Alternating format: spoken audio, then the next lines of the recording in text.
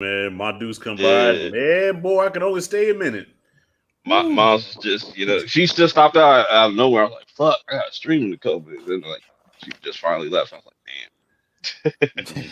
But yeah. Anyways, welcome everybody to the Perp Show, season 5, episode 5. Yeah, yeah. I have to remember this is the Deadpool and Wolverine discussion. I've seen this movie about 3 times now. Nice. Um, once in Dolby, once in IMAX, and then on regular.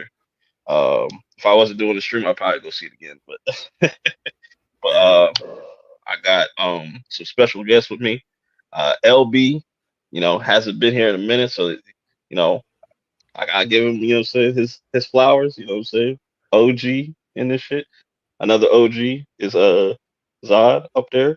Another OG below me is Hey, Triple OG. Rashad. What's up? You know what I'm saying? So how y'all doing? God, it's like a gathering of the old fellas here. Yeah, pretty much. Yeah. And there might be some more people coming in because I know it's like House of the Dragon night and stuff and whatnot. So let me see if I. I'm surprised LV is here because House of Dragons is coming on.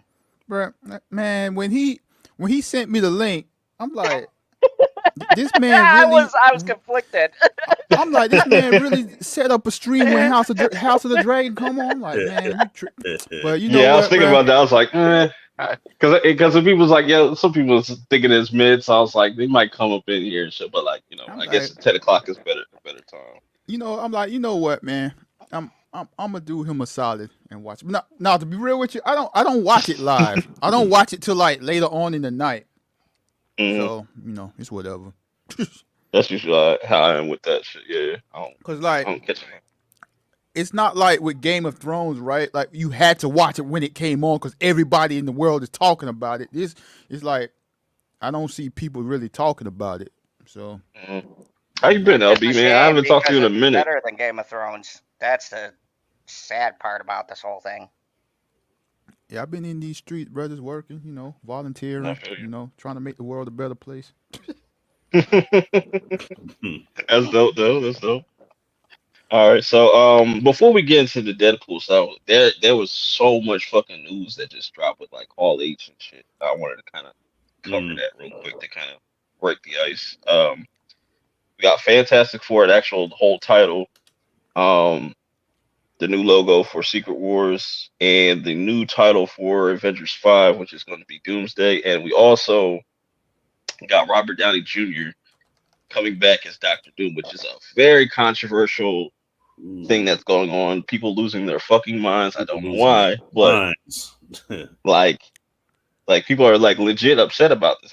I don't get it. Mm. But to talk about the Fantastic Four though, I don't know how I feel about this first step shit. Like, how do y'all feel about that, LB? Um, Like the title. man, honestly, I don't really care about the titles. It's Mhm. just like whatever. It's like, I mean, I don't. I guess them giving it a title makes sense to kind of differentiate it from the other two. But like, Mhm. it's already a long name, the Fantastic Four. So like, yeah. They could have just called it the Fantastic Four. Like, I don't think they Right, ever just called it the Fantastic Four before. So right. It's just, whatever. does like the description of whatever they showed in the I know the trailers out there, like people already like kind of posted it's like a bootleg version of shit, but it's almost like a Jetsons kind of setting, but it's in the '60s, and that's weird. Because I also have questions in this alternate universe, since it's like an alternate universe of the '60s. Does racism still exist in this? Man, bruh, you know what? I haven't been on talking to people on YouTube about this stuff, but like since probably since whatever phase we're in, I haven't talked about none of this stuff, and it's just so weird to me. Like I'm not trying to get way off topic, but you mentioned this, Go and it's like when Loki was on, and they're doing all this stuff back then, and it's like, okay, black man around a bunch of white people in the 1800s, and no one's turning a blind eye. Nothing. I'm just like, Yeah, that's what? crazy. I'm like, come on, bruh. Not a Like, nigga, not a ER, none of that shit. Like, you right. know what I'm Like, saying? bruh, I'm not out here saying you need to treat us like Kunta Kinte and stuff, but like, bruh, come on, man. Shit should be like a Quentin Tarantino film. I'm expecting Something. that. Like, Like, I don't hear no boy or nothing, bruh. Like, nothing. I was like, that's probably the '60s. I want to be in there. Like, you know, what I'm Right, saying? Got flying right. cars. Like, Right. What earth, what timeline we on? We need to be on this timeline. yeah, right. Rashad, what you think about? I don't know if you've been like following up with the Hall H updates, but what do you feel about like just Fantastic Four as a whole? Are you sold on it or still kind of? You know what? Because I'm riding the high off of Deadpool Wolverine right now. Like Marvel just has me like smiling, so I'm just open. You know what I'm saying? The first images I wasn't impressed. You know what I'm saying? Mhm. And then I saw they had an image of I guess Galactus or whatever. It was supposed to be like Yeah, Galactus eyes or whatnot. So I said, damn. So we're gonna get a proper version of Galactus here. not So a smoke monster. yeah. So I've been a Man. Fantastic Four fan like forever. You know what I'm saying? That they're the first family of Marvel, but yet they haven't been done justice in What? the movies. Wait, You know, why didn't they just call it that? They should have just called the Right. Fantastic Four the First Family or yeah, the something like first First family. Family. Yeah. Because they had First Captain step sounds like a America, the fucking first baby. Avenger. Right. Right. Even the fonts. It's funny you mentioned the Jetsons because the font here looks like similar to the Jetsons.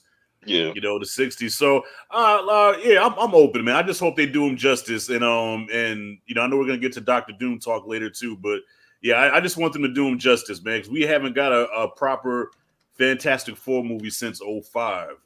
And Mhm. I know people are kind of split on that one too, but actually, I dug that one because it fit the tone of the Fantastic Four. Like they're Talking kind about of the first a one? silly group. You know what I'm saying? It's kind of lighthearted and comedic. You know what I'm saying? That's the tone of The the very first Fantastic one? Four. Yeah, the first one. Yeah, I mean that was a fun. It was fun in the movie theater, right? Right. Mhm. Like you on the popcorn, you on the soda, and then you watch it again later. It's like, bruh, what? Like what's been Well, going well, on? Like, well, which brought me to my next point. Yeah, the Fantastic Four of that movie was almost perfect. What fucked the movie up was Doom. The whole organic metal thing. I'm like, what the hell? That's mm. not Doctor Doom. He's not organic metal. Like, what are we I doing? gotta revisit those Yeah. movies one of these days. But shout out to Anime Passion Entertainment. You know, so you just got in here at the perfect time. Watched at the perfect time. So because Mhm. this is going to be spoiler talk and whatnot. Zod, what is your thoughts on this whole Fantastic Four I title, or got just your whole thoughts? I gotta say, like, y'all know I'm a DC shill. It's in the name. And I have been a huge critic of every one of these shitty movies that have come out, and let's not sugarcoat it, they've been shit. But I gotta say, like, DC or Marvel needs to do what DC did, and they need a radical shakeup. And as soon as they announced that the dude who did WandaVision was directed this, I was in because WandaVision is so fucking criminally underrated amongst Marvel fans. It's like the redheaded stepchild of the television group. And honestly, I thought it was great right up to the end. And I loved Mm, WandaVision. I had no issues. And I think that the dude doing it, doing the retro 60s era, which is kind of like his whole bag with his directing style, I think he's going to bring something great. And it also makes me mad because where is the flying cars? I agree with LB. What timeline are we on? I should be fucking like locked out the door from a dog who's intelligent and on a treadmill trying to get back that in my house while the wife that gets a that's flying car. Like what is that happening? city, the little like I guess you would call it, what would you call it? They showed like a little picture of the city or whatever, and I was like, damn, this shit look clean as hell. It Mhm. seemed like there's no crime going on. It's like this is the timeline I want to be in. Like Dude, it crazy. looks. I am super excited for this movie in particular, and I'm gonna disagree for a second with Rashad about the Doctor Doom. I don't know if anyone ever watched Nip Tuck, but that was one of my favorite shows, and the dude from Nip Tuck, who was kind of ambiguous as far as characters go, was Doctor Doom, and I thought that was perfect fucking casting. And we'll get to my Doctor Doom feelings when we get there, but That was one of the reasons I still cherish the old movies, because I thought he in particular embodied a lot of comic book Doctor Doom. Like, he was so corny, over the top, that it fit for the era of comic book movies that we were in. So I'm very curious if, because Doomsday is supposed to bring in Doctor Doom, they got to put him in this Fantastic Four movie. Like, he's got to make some kind of He'll like probably they'll cameo. probably pull a Thanos, and like because Galactus is going to be in this movie, so I'm feeling like Galactus is going to be the big focus. Like they're going to do something with him. He's going to kind of like disappear or something like that, and probably come back later down the line for But like a hold on, bigger Bob. storyline. I want to interject real quick here. I'm not Go so ahead. much mad at the actor that played him, but just how they wrote him, because that they just undermined how intelligent he is. Like, he's evil Tony Stark, basically. The guy created his own tech. So to make him this organic metal being, you know what I'm saying? Like that, they never showed how he is the rival of Reed Richards. Like, Reed Richards is the most intelligent, person in the Marvel universe, and Doom is right up there with him, along with Stark. And we didn't see that in the movie. He was kind of like just a pompous, rich asshole, Mm. that happened I to have mean, that's organic metal that's power. no, that's a fair criticism. I do Yeah. agree the story around him, but if we think about the time period, the stories weren't really that great. Mm-hmm. Um, I think where I'm at is the charisma of the actor, because good actors have proved you can have a mediocre story around them, and the actor can elevate the material of whatever character they're Facts. playing. Yeah, And for for sure. me, even though that is, I agree 100%, Rashad, that is a stupid. I was very upset as a comic book nerd knowing the Fantastic Four. I was upset about that, Mm-hmm. but the actor was so good that I was like, oh yeah. In the contrast of who the character is, the narcissism, and he did have a little beef with Reed in the movie, not very touched upon, but it was there. Right. You felt the intensity of the actor, and I'm hoping that we get this the second time around, because that's my standard for Doctor Doom, because that's the only live action Doctor Doom we ever got besides that bullshit 90s thing that no one ever saw, except for me. So No, Wasn't he in the one? I actually own that movie. I have you the own bootleg of it? that. Oh I my have it. I have a god. bootleg copy of it. Yep. Bro, Wasn't he? you're the only person on planet Earth who actually has physical media of that. Yeah. He wasn't in that last one that came out like 10 years ago. No, it What, was a Fan different Four dude. Stick? I completely forgot the movie. Everybody forgets that one. Yeah. I'm still trying to forget that. Yeah, But Who they else in it? Oh actually no, made he a was movie in the '90s. They had he made was a human Fantastic form. Four movie in the '90s. Yep, '94. Yeah, he was the human form, next and next thing they showed off was the new title. It's not Avengers 5 is no longer called Kang Dynasty, even though I feel like Kang is still going to be a part of this movie. Mm. He's not, Uh, bro. Avengers Doomsday. Avengers Doomsday. And I feel like I felt like this was always going to be the plan. Like, I always felt like Kang and Doom were always going to cross paths at some point because you had to bring in Doom or something like that for Secret Wars anyway. So Right. I think they just kind of reworked it, retooled it. But I feel like, you know, they're going to recreate that whole God Emperor Doom scene in Thanos, but like instead of it being Thanos, it's going to be Kang. Oh, that would be talking when he ripped Thanos' fucking whole skeleton out. Yeah. Yeah, that was gangster as fuck. Yeah, I actually got that book, man. hmm Yeah. So, LB, what do you feel about this title and the direction that they are going to kind of going with just this movie so um, so I don't mind it. Like far? I was not a comic book person, or like, so this whole Kang thing to me, like, I didn't know anything about him till he showed up, and then like after people was telling me, it was just like, to me it's stupid. Like, you're fighting a person that can't be killed. Like, it sounds Mhm. goofy to me, but I do like, I've been wanting Doctor Doom to pull up, and I was interested to see how he would pull up, and now we got this.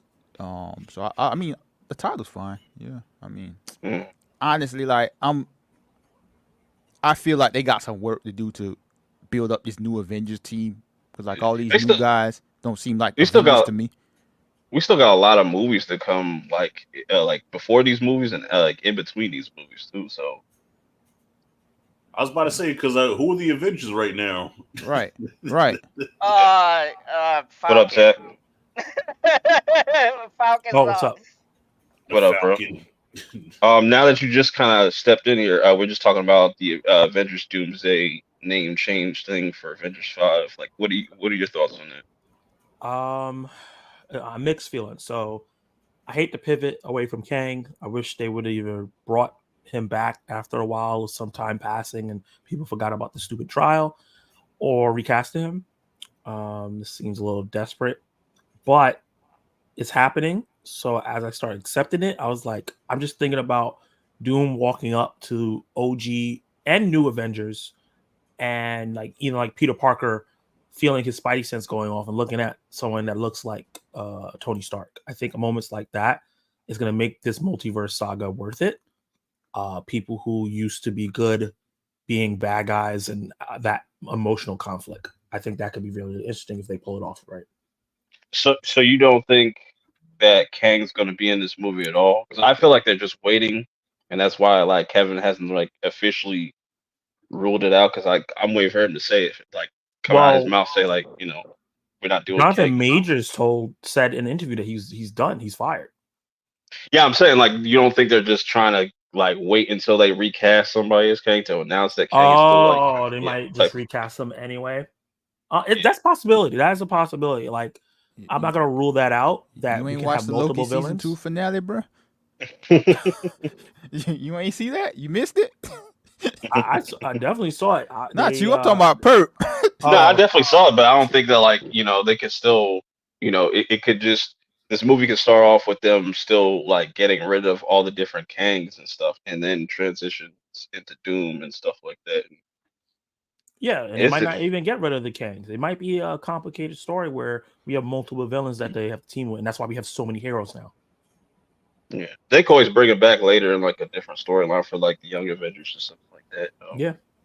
I mean, But, I see this as divine intervention though, because even when they first announced King, I was like, no diss, but I don't give a shit about King. I want to see Dr. Doom. Right. I said I want to see Doom. I said, I don't give a damn about King. Bro, I thought it was real weird, like how they built up like an entire saga around Kang before we even saw him.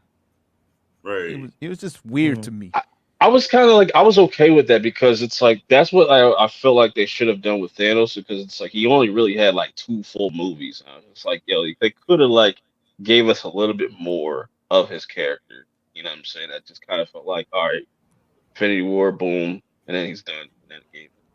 But It's kind of weird. But you knew, but they built up to it. Like with this, it's like, hey, this is what's going to happen later.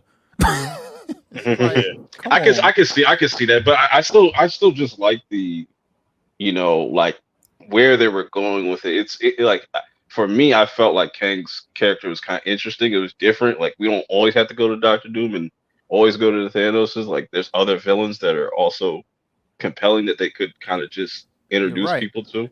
Right. But, I mean, it's going to get to a point where I'm not even so much that, like even how they did Kang. It's like, okay, maybe they could start doing that. Like they don't have to have a big bad villain like for one saga. Like they could have many villains like for a few things and then get to the big bad. They could do stuff like that. And that's why I thought they was kind of going with this, like in a way where like, with like Kang Dynasty, they like you could have one of the Kangs or one of the Council of Kangs, whatever, working with Doctor Doom, like Immortus or something like that, and then Doctor Doom double crosses him or something like that, or Kang Prime.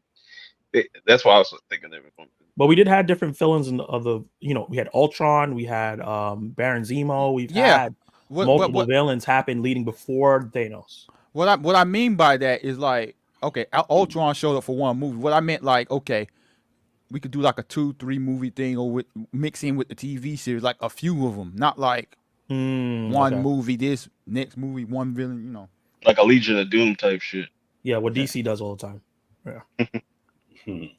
I'll be so down for that if James Gunn did like a Legion of Doom movie. Make it happen. He has to, because Marvel hasn't done that yet.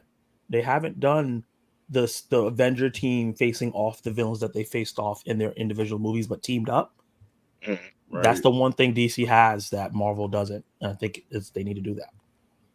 Okay, so jumping right to it, let's talk about this Robert Downey Jr. stuff. Yeah. Oh, I am all for this because when I saw Oppenheimer, I was like, yo, Robert Downey Jr. plays a really dope villain. Like, why doesn't he do this more often? You know, and now he gets announced as Doctor Doom, and I just can picture it. And I was just like, bro, this is kind of perfect. And hopefully K-Dot pulls up because he had a great ass idea on how they can kind of play this out where you could have him playing both Tony and Victor Von Doom, and then like have this kind of showdown between them two, and then him seeing his face and whatnot, and on Doctor Doom's face. Well, I forget how he actually broke it down, but it was actually a pretty interesting like idea. But I really like this, like with the Infinity Saga ending with Tony Stark and shit, and now it's kind of flipped. The roles have kind of flipped with the multiverse, and now he's the villain of this saga and stuff. So like, I'll start with Zach. How do you feel about Robert Downey Jr. as Doom?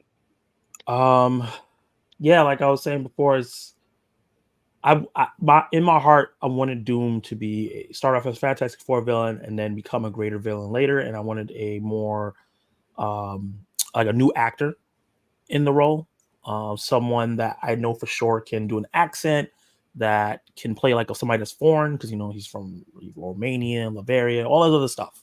That's what I was kind of looking forward with Doctor Doom. But if this is like they're creating this multiversal thing and they're doing the multiverse and they haven't took big risk yet with the multiverse, I think this is the big swing that you do to make it worth it, right? You make the face of the MCU, who the guy that started it all and is the hero of the MCU, be the main villain. And how do everyone react to that? Like, these new heroes who we haven't really seen interact yet, they probably look up to Tony Stark. So when now they have to team up and fight somebody and they see a scarred face looking version of him as the bad guy, that confusion is going to be amazing. I think of it like Attack on Titan when you first get introduced to Eren. He's like, oh, he's the hero of the story. Then we get to season 4. It's like, no, he's not. He's actually the villain. Like it's a cool flipping character. But Rashad, how do you feel about it? I'm open to it. I say let him cook. At first I scratched my head. I was like, RDJ is Doom, but I'm like, you know what? I'm like I said, I'm still riding the high on Deadpool, Wolverine. So right now, Marvel's in my good graces. So I say, let them cook. Let's see what they do with it, man. I mean, Doom has been needing an upgrade for a long time. They haven't been able to get him right, and I don't know how long. So what better way to give him a push than to put an A-list actor like Robert Downey Jr. in there, who is a master of accents, by the way. The dude can do an accent like Australian, British, whatever. So he can pull that Romanian accent off, I believe. Yeah, let's see what they do with it, man. Okay. LB, how you feel about it? I don't have any strong feelings about it, but it's more, my feelings are more of being curious of, because I haven't listened or read anything. I just saw the video they posted. So it's like, okay, what are they going to do here? Are they going to do a variant, or are they going to say this is Tony Stark's long lost brother, or this is like, or is this going to be like a completely different character where he's not going to show his face? I don't know, but like then I've thought about it. It's like, okay, they're not going to bring him back to hide his face, so it's probably going to be a variant, like what y'all was just saying about how doing it the whole, okay, he was the hero of the first phase, now he's going to be the villain. And I mean, for this is kind of like the gift and the curse of doing the multiverse thing, which is like they could just do whatever and make, it's like, okay, if it don't make sense, it's like whatever, it's a multiverse. So just have fun with it. Yeah, and it's cool to see him back. I feel like this is just okay. We need to. So this this doesn't hurt his sacrifices, because a lot of people have been saying that it's like, oh, I'm, this takes away from what he did in Infinity. I was like, how? if He's playing a completely different character. if they turn around and say this is Tony Stark and somehow he's say he didn't really die, Oh but he God, turned no. evil, then that yeah, if that happened, then they would be right. But Yeah.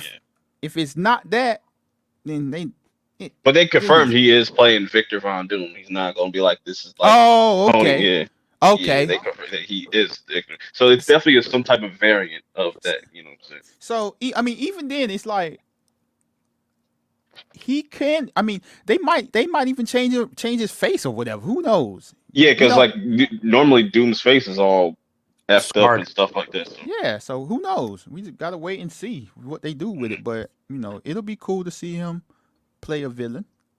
Okay. Sai, how about you? Well, I'm a DC villain, and if you've been a DC fan for as long as I do, you know this multiverse bullshit is an our thing for years. And there's been so many versions. I can fucking go back to Dre Mac? what's up? I could go to Smallville, the show. Y'all remember how many versions of Clark there was in that show where he was good, he was bad, he was so this isn't nothing new. My issue with this is it does feel like desperation, and let me just elaborate. It does feel like desperation. It feels like a plan C. This wasn't very well set up, which is unlike Marvel. Even whether you love or hate Marvel, they are masters of setting shit up. This feels like a very on the back foot, like when you're fighting and you're on the ropes and then you get off the ropes. This feels like a very on the back foot decision. But with that being said, they hired the Russo brothers. Name me something terrible that the Russo brothers did with Marvel. You can't. They They made left. the They best left Marvel Marvel. movie. That was terrible. That was the worst. Yes, I agree with LB. The worst thing the Russo brothers did was they left Marvel. They understand the Marvel universe better than any other director. If you told me it was some new director they hired off the street, I might be concerned. But you have the Russo brothers teaming up with one of the greatest actors of my generation, I'm going to say, in Robert Downey Jr. And whether or not this lands, he's going to bring his A game. So, at the very least, it's going to be entertaining. And this actually, to be honest with you, made me hype for Captain America Brave New World. I noticed that was on your list, Perp, but we should talk about that too because nobody's talking about that, and I think people are sleeping on that because they got my boy Yeah, I think Giancarlo Esposito as a villain, as he should be, the villain of the Snake Society, which no one ever even talks about. I got super, and you got Harrison Ford turning into the Hulk. Why, Red Hulk? Why is honestly, nobody like talking about this? Like, the more I see the bro, trailer and stuff, the more I'm kind of like more sold on it. I'm still like, I'm keeping my expectations I in check got with that, Winter but like Soldier I'm vibes. yeah, I'm a little bit more, intrigued by it because it's like the way Harrison Ford is talking to talking to Cap like that. It was fun. It just kind of comes off menacing. I was just like, yeah. When's the last time we seen Harrison Ford play a villain or just like antagonist? It's interesting. We see When like has been a he while. played a villain? Has he ever played a villain? Is the question. I No, I don't don't and remember remember. him ever playing a villain. Yeah. bro, Indiana Jones is like the most ambiguous hero of all time. Like he's kind of anti-hero. So Harrison Ford going full dark side, and then you got these announcements. I'm like LB. I'm very intrigued. Like I'm a diehard DC fan. I'm super excited with everything going on, and we got the new Penguin show coming out, and there's great stuff on the horizon. And then it's like Marvel does this like 180, and I Mhm. think that a lot of people are on the hate Marvel because they messed up, but I think they also forget that they did like 20 movies that have all been high grossing, brought basically reinvigorated the superhero genre.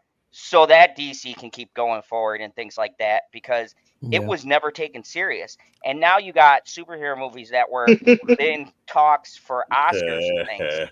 And I think that was very that like, yeah, they've messed up, but what company hasn't? And just because it's Disney and just because Star Wars is shit right now doesn't mean that you equate that to Marvel. Like, I'm tired of people not rating things based on the solo movie or the solo property or giving it a chance. I think let them cook. Let them see if they got something.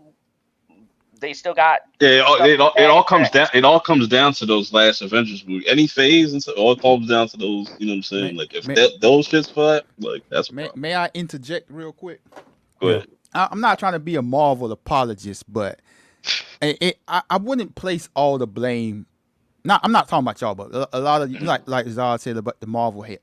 You can't place it all on Kevin Feige and Marvel, because they had a new CEO of Disney who came in and basically was like, "Hey, we need to do this much stuff for Disney Plus, and we need to put as much product out as possible, spending the least amount of money as possible." And then we had what's his name, Jonathan Majors, and his whatever he living with his white woman, doing whatever he did, right? I know some people think he did absolutely nothing wrong, but hey, then we had that situation. So Marvel had to pivot many times due to two situations that was not directly in their hands. So while bringing back the Russos and Robert Downey Jr. does sound like a, hey guys, we got the people you love, come back to us. It seems like that, but like in a way, it's like you really can't blame them 100%.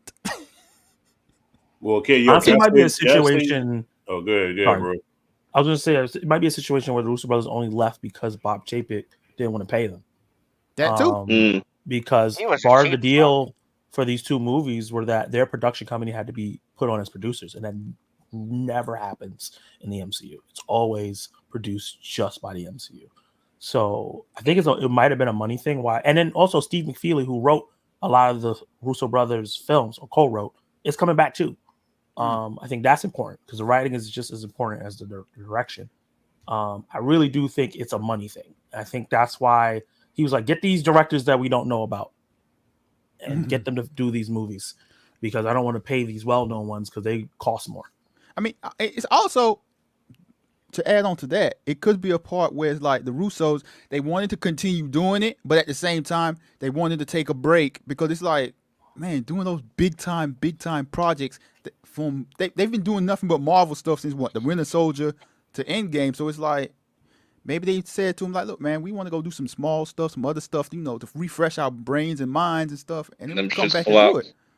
Hey, you know what? wait. 21 Bridges was fire and is still, to me, the most underrated movie of all time. That movie was fucking awesome, and nobody went to watch it. I saw 21 Bridges in theaters, and I said, why is nobody talking about this? So I don't think the Russo brothers they didn't lose it. I think they got, like, Christopher Reeves back in the day typecast as the Marvel guys, and they can't shake that. So they're like, F it, let's come home. And you know what? I'm good with that. If it ain't broke, don't fix it. Well, Simple I as want that. to say this about the Russos. Go ahead, I want to Arthur. say this about the Russos, goddammit. Yeah. I respect them. They gave us Infinity War. They gave us Endgame, two dope-ass films. Purp, I think you know where I'm going. My beef with the Russo brothers, I don't give a damn. My beef with them is that they fucked up the Hulk. All right? Yeah, true. No, man, no. The The Russos Hulk don't was give a always messed damn up. about the I've Hulk, heard this man. argument. Oh, let the Rashad Hulk go. Let was Rashad go. always garbage from day one. No one know what to do with the Hulk. They had Edward Norton. They swapped to Mark Ruffalo, to me, who I did But not nah, like. that's really on the Russos though. You know, so they could have fixed that in Endgame and stuff, but they decided to just 2008 They Hulk would've kept fire. Ruffalo and 2008 Hulk was fire. Ruffalo Hulk in the first Avengers was fucking destructive. Age of Ultron Hulk, took a little backslide, but still he was still badass. What the fuck did they do to him in Infinity War? And what the fuck did they do to him in Endgame? You're 100% right with this one thing. It's absolutely criminal that the Hulk did not seek revenge in Endgame on Thanos after getting his No butt get back. destroyed in Infinity War. No No- get back. He had a crippled arm and threw a couch. That's all he did in Endgame, But man. no, there were like And- 20 characters. Who really? Bruh, no, Okay, bruh. let me ask this. That was Who the went into Endgame going, Hulk, I wonder Hulk what saved the Hulk's gonna universe. do? Let's No one let's gave a not shit do about that. that. Come on, it was about Yeah, No, Thor, no. it was I about disagree. Iron Man. Bruce Banner saved the universe. Don't do that. That's not act like he is not the only one that could have snapped. That's why he was injured. The Hulk is a character, if you read the comics, goes through phases. He's not always a savage. He has to go through Smart Hulk. He turns Gray Hulk. He turns into the Hulk that eats people. And since he doesn't have his own movies, he has to go through these through other people's films.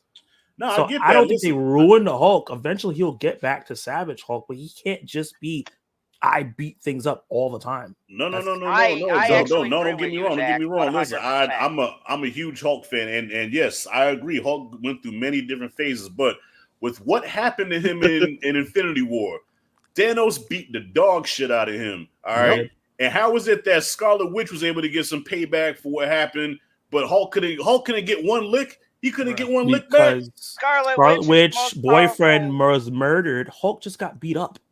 Yeah, There was What no does that personal have to do? stakes in Nah. that. The Hulk got violated. Hulk got violated. Hold on. So someone getting their butt Hold on. whooped and staying alive and Right. getting Look, able man. to run away Hold is on. comparison to my husband getting murdered. Hold on. Ain't no grown man getting beat up and it's like, okay, whatever. Yeah. Like he I beat didn't his say- ass so bad he didn't come out Whatever. for the He he didn't come out for the he had Like, Hulk it's erectile like dysfunction for the Tony rest of Stark. the movie. He was good. Hulk like, hey man, I'm good, man. I got beat up. I'm cool with it. I'm fine. That scene where you had Iron Man, you had Cap, you had Iron Man, and you had Thor right there. You know who should have been right there? Hulk as well. All four of them should have jumped his ass. Like Yes, because Hulk has yes, never been part of the big three. because in the OG Avengers, who was the one that saved the day? Code Green. Hulk was the MVP of that first Avengers movie. Tell me I'm lying. Yeah, the Iron first Man. Avengers movie when Hulk. they were fighting space aliens, they were fighting a thinking, intelligent being called Thanos who was 20 steps ahead of everyone, and Hulk, I'm sorry, in green mode, not educated Hulk, is kind of stupid and just smashes things. That's his whole function. That's his whole purpose. Is Hulk smash? It's in the tagline. So I'm sorry. Could they have got it done without him though? Bizarre. Could they got it done without him? Hulk? Would they have got it done without him though? Bruh. That's everyone on the team, though. Hulk got the testosterone beat out of him because he got it. Bruh's like, I don't want my lick back. Like, come on. Exactly. Banner had a Hulk-tile dysfunction for the rest of the movie where he couldn't come out, man. I'm like, yo, that's not the Green Goliath. Come on. Yeah, it's funny though. But this is what's going to really piss people off. If Red Hulk comes out and he just does some amazing feats and stuff like that, I was just like, man, this is what the Hulk should be doing right now. But here's the thing, though. Red Hulk is different from the Hulk, and Red Hulk actually has intelligence. And sidebar, Red Hulk does kind of look like Harrison Ford, so great casting, Marvel. But like, if you look at the comics, it really does look like they drew Harrison Ford in mind. But like Red Hulk still has semblance of who he is outside of being Hulk smash. So yeah, Red Hulk can do things and have a little bit of tactics because the serum or the gamma rays or whatever the hell affect people differently and they have different transformations. Like you got Dude Bro Hulk, that one Surfer Hulk one show. Like you got variations that don't transform the same. And Banner just happened to get the as LB put it, the testosterone Hulk that doesn't think and just wants to smash everything. And I've never found that interesting. But the longer he stays the Hulk, the more, saying, I don't want to say he gets intelligent, but he's more in control. You know what I'm saying? Like the more he stays Hulk and not Banner, he's more stable. They work together better. They work together. That's a thing that happens in, like, if you read Immortal Hulk, which is recent, like Hulk becomes a genius. Like he's Hulk and he's so. Yeah. I think eventually we'll get there, and I think that journey is just going to be being played out throughout another couple movies. But I do think we're gonna get there where he is the Savage. He's big. He can, but he's also still Bruce Banner. It's like gonna be like a half thing. I think they're gonna get there, but we have to get here to this point where he's at a low point. Because what they did in Ragnarok, they showed that Hulk is like a baby. Yeah. And I think him getting his ass beat by Thanos is like a little baby getting beat up by a grown ass man. He's like, I'm not doing this again. Yeah, and that's tough, man. Because Hulk and Thanos used to have some battles, man. So to see that in the movie and to get as Shannon Sharp would say, I need my restitution. Okay. Yeah. I need my restitution. Skip. I need my restitution. Skip. Hold on. LB. Who was the showrunner for the Alkali? Because I gotta show you this real quick. I don't know, but I haven't finished. Lisa watching Headling or something. I'm on episode 7. For what? But Oh, okay. but this is why I wanted to show you, because I was like, every time I see this chick, I was like, I think of Gina Carano, because like I was like, these two are twins. Good lord! Oh wow, that looks like Gina Carano's mom. She's the ugly sister of Gina Carano, man. they do look similar. Yeah, this is crazy. I can't unsee it, but I needed to show you that. But anyways, we've been wasting enough time. Let's get into no more Hulk what the people came in to see. Deadpool and Wolverine. We put the so people know spoilers. They'd be like, "Oh, why you spoiling shit?" Well, spoiler. It's in the title. And this movie has made 438 million opening weekend. Crazy. Damn, that's crazy. Opening of 200 of it is here. That's insane. Yeah. What's the biggest opening of all time? Is it Infinity War? Endgame? Probably Avatar too. That made like $1 billion. Like, you think so? Or Avatar 2 almost made $1 billion first weekend. Yeah, but that's crazy. How much y'all think this is gonna make? It was Endgame. 357 million. It was Endgame. Okay. Yeah. Ooh. Good God. So Marvel, they have 1, 2, 3, 4, 5, 6 of the top 10 opening weekends of all time. That's crazy. It's a hell of a resume. Crazy. They're the highest grossing franchise of all time, $30 billion. Top that, DC. Now we stop. If they get their shit together, they could. You know what I'm saying? Yeah, for sure. Yeah, but, right. Yeah, sure. How much y'all think this is gonna make? Like, by the end of this run, like, 1.5? Is it gonna pass No Way Home? I think it could pass No Way Home. Well, I don't think it'll pass No Way Home because it's rated R. And there was somebody at my theater complaining. There's families at my theater complaining about the rated R, and I was like, first of all, do your research. Right. Have they not seen the other Deadpool movies? You know, Zach, that reminds me. I seen people like, there was like Christians say, "Oh, we walked out the first 20 minutes." I was like, why are you even here? Right. Like, you know, this is a Deadpool movie. Like, yeah, it's in the name. Now, I mean, I hear what y'all saying. But you also got to remember, there are people that don't pay attention to this stuff, and they just saw it's a new MCU movie. Yeah. So, yeah. But they showed in the trailers rated R. You know, hey man, people don't watch trailers. Some people are colorblind. They see the Red Band trailer and see like blue. This shit look. I mean. Like I mean, because I prepped my son before because I showed him the first Deadpool, which was the most graphic out of all of them. I had to cover his eyes a couple times, but I showed him Deadpool, I showed him Logan, and then Deadpool 2. So coming into Deadpool 3, he already knew what he was in for. You know, he's 8. Has he seen the Terrifier movies yet? Hell no, he won't watch those. No, he won't watch those. He's not quite ready for horror yet. Terrifier at 8 is crazy. If my parent did that to me, I'm beating you up when I get older. All right, to start this discussion, I guess we can start from the beginning. I'm kind of upset that, you know, that dance number was not Ryan Reynolds. I was like, bro, he hitting that shit. But then it's like he had a double doing that shit. But that shit was hilarious. Oh, and I thought he did the whole opening choreography for that, right? It was somebody else doing that. Somebody else doing it. Oh wow. Yeah. Yeah, the person did look like they were in a different place. For sure. But I liked how it's set up. Even though I feel like the whole explanation was a little bit long, a tad bit long. It still didn't really bother me as much. But how did y'all feel about that? The whole opening, him using Logan from 2017, his whole skeleton and shit as Yeah. weapons and stuff while dancing. I thought it was alright. What?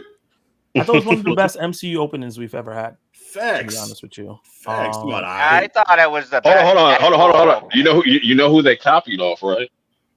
who Peacemaker. really? Oh, I didn't see. They had to dance in the beginning of Oh, Peacemaker. But Yeah. hold on, but as a DC fan, that's a totally different, and it's totally different from that opening because this felt like Deadpool, the mocking what people are going to expect. I'll tell you what, when I went in, I was concerned that Marvel was going to do what Marvel does.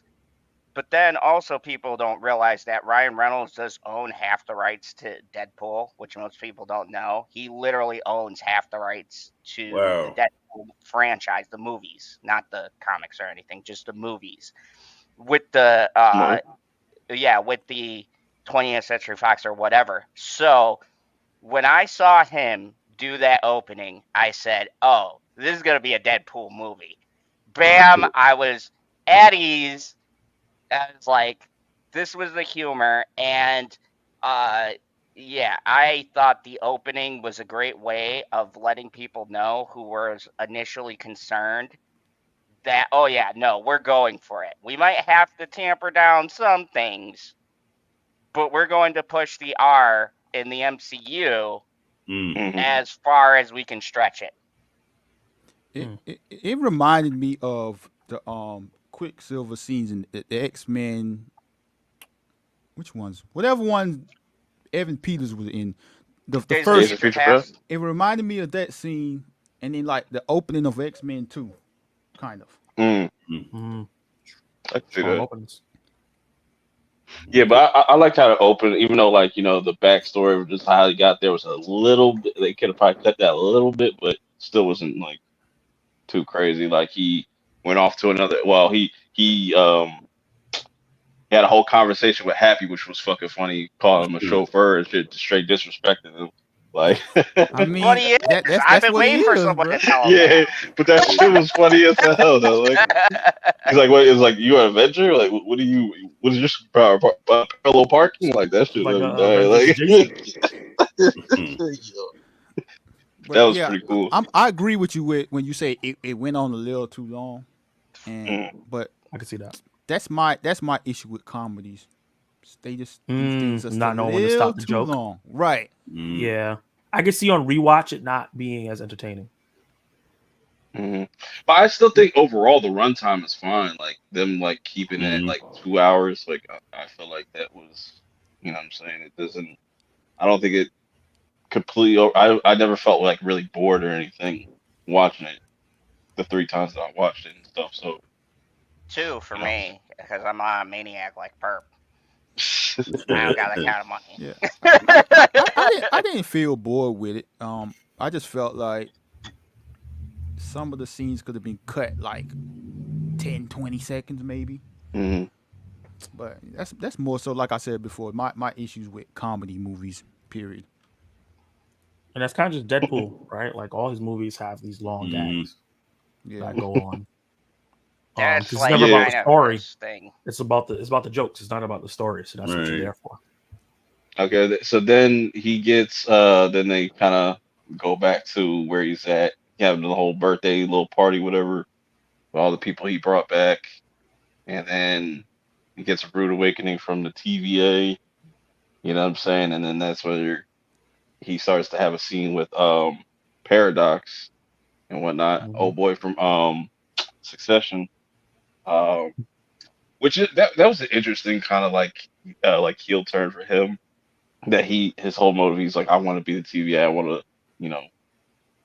be the one to just delete these timelines and stuff. I don't like how Loki's got this whole thing set up now, and yeah, that's interesting. Yeah. I don't know about y'all, but did y'all laugh with when he had the toupee and when they snatched his toupee off, you see like little patches. You see the patches up there with the stapler. I thought that was the funniest shit. I was laughing my ass off at that. I saw it so many times in the trailer, so unfortunately it was just like, okay.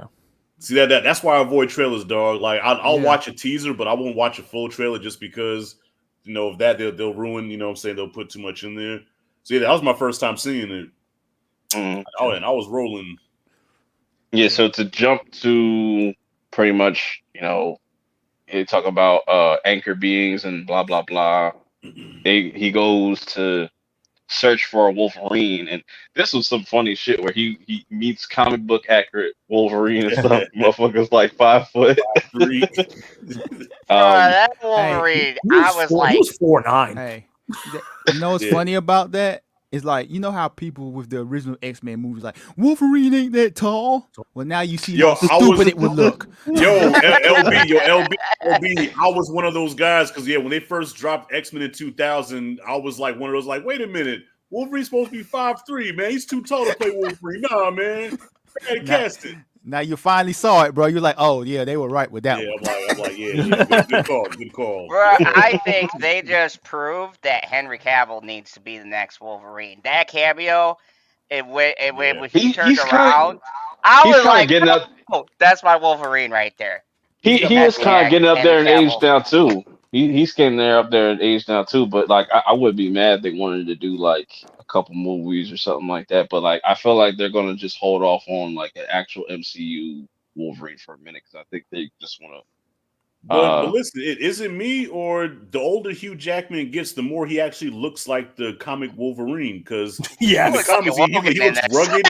He looks rugged, rough. He's got the wrinkles in his face and everything. So Hugh Jackman, I think he could play him for another. They'll do a legit old man Logan story and stuff like that. Really old. Yeah, because Logan's always look old. We never really see him look young unless they do like a far flashback. But he's always looked like an old man. So the older he gets, the more it's like, oh yeah, now you actually look like the character. What if they go like super young with like a new Wolverine or something like Rashad would know this, like a Tanner Buchanan or some shit like the dude that played Nah, too pretty. Too young. Too pretty. Too pretty. Nah, people said that about Hugh Jackman. That Hugh Jackman was too pretty to play Wolverine. Yeah. Well, in the first 2 movies, he was too pretty. Like I said, the older he got, the more he fit the role. Gotcha. Yeah, I was like Nino Brown, man. Look, pretty motherfucker.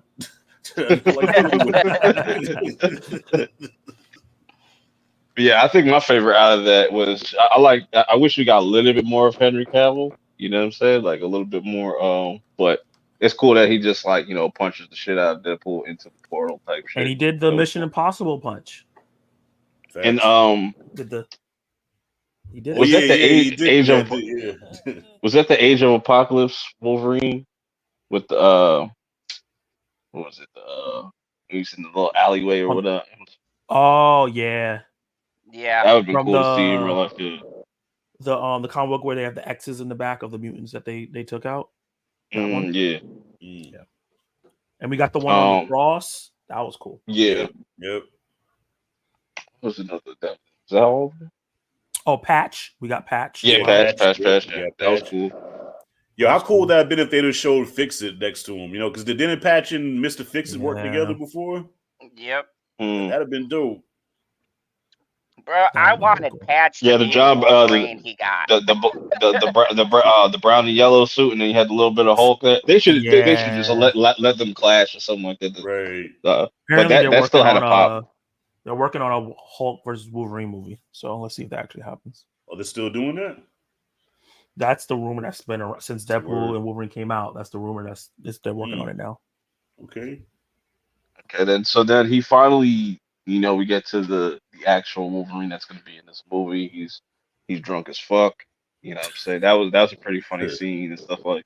And he's always got a suit on, which I was like, I don't know how the fuck you not hot, bro. Like, like fucking clothed, bro. Like, anyways, and then they go back to the TVA. Deadpool talks his shit. Blah blah blah.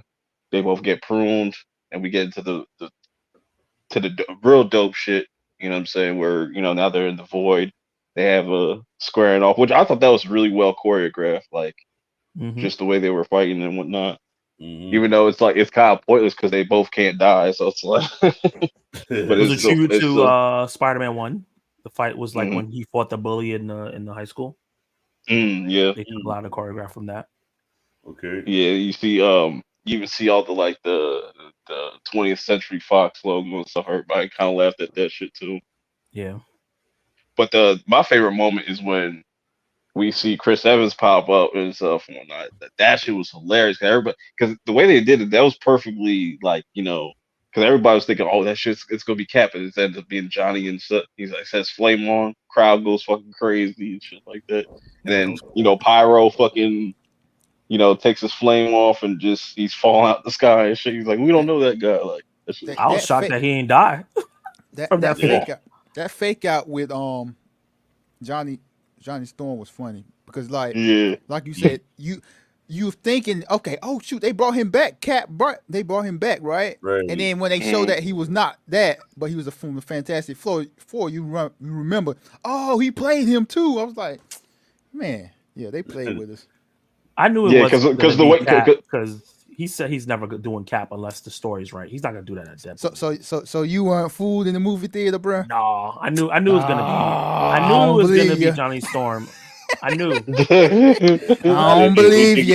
it Well, got me. It somebody got me. said this on Twitter. Like you have Cap going to I mean you got RDJ. He's playing Doom, but what if like they bring back Cap and he's playing like Hydra Cap or some shit like that, like Mm. the evil version of Cap? That'd be crazy. They had like a whole super team of just evil Avengers and their version of like Dark Avengers and some Mm, shit. That's what they could possibly do. Like, Right. but going back to the movie, so they all end up getting captured, and then they meet Cassandra Nova, which I really like Cassandra Nova's character and stuff. I Dope always villain. found like Yeah. I found her character to be interesting. I'm curious to see if they're gonna do more with her in like future movies and stuff. Obviously, this is probably like a variant version of her or something like that. Hold on, I would like to interject something. But I am a huge fan of Cassandra Nova from the comics and everything else, and just the storylines that they have. And I actually thought they wasted Cassandra Nova because the actress was killing it for me.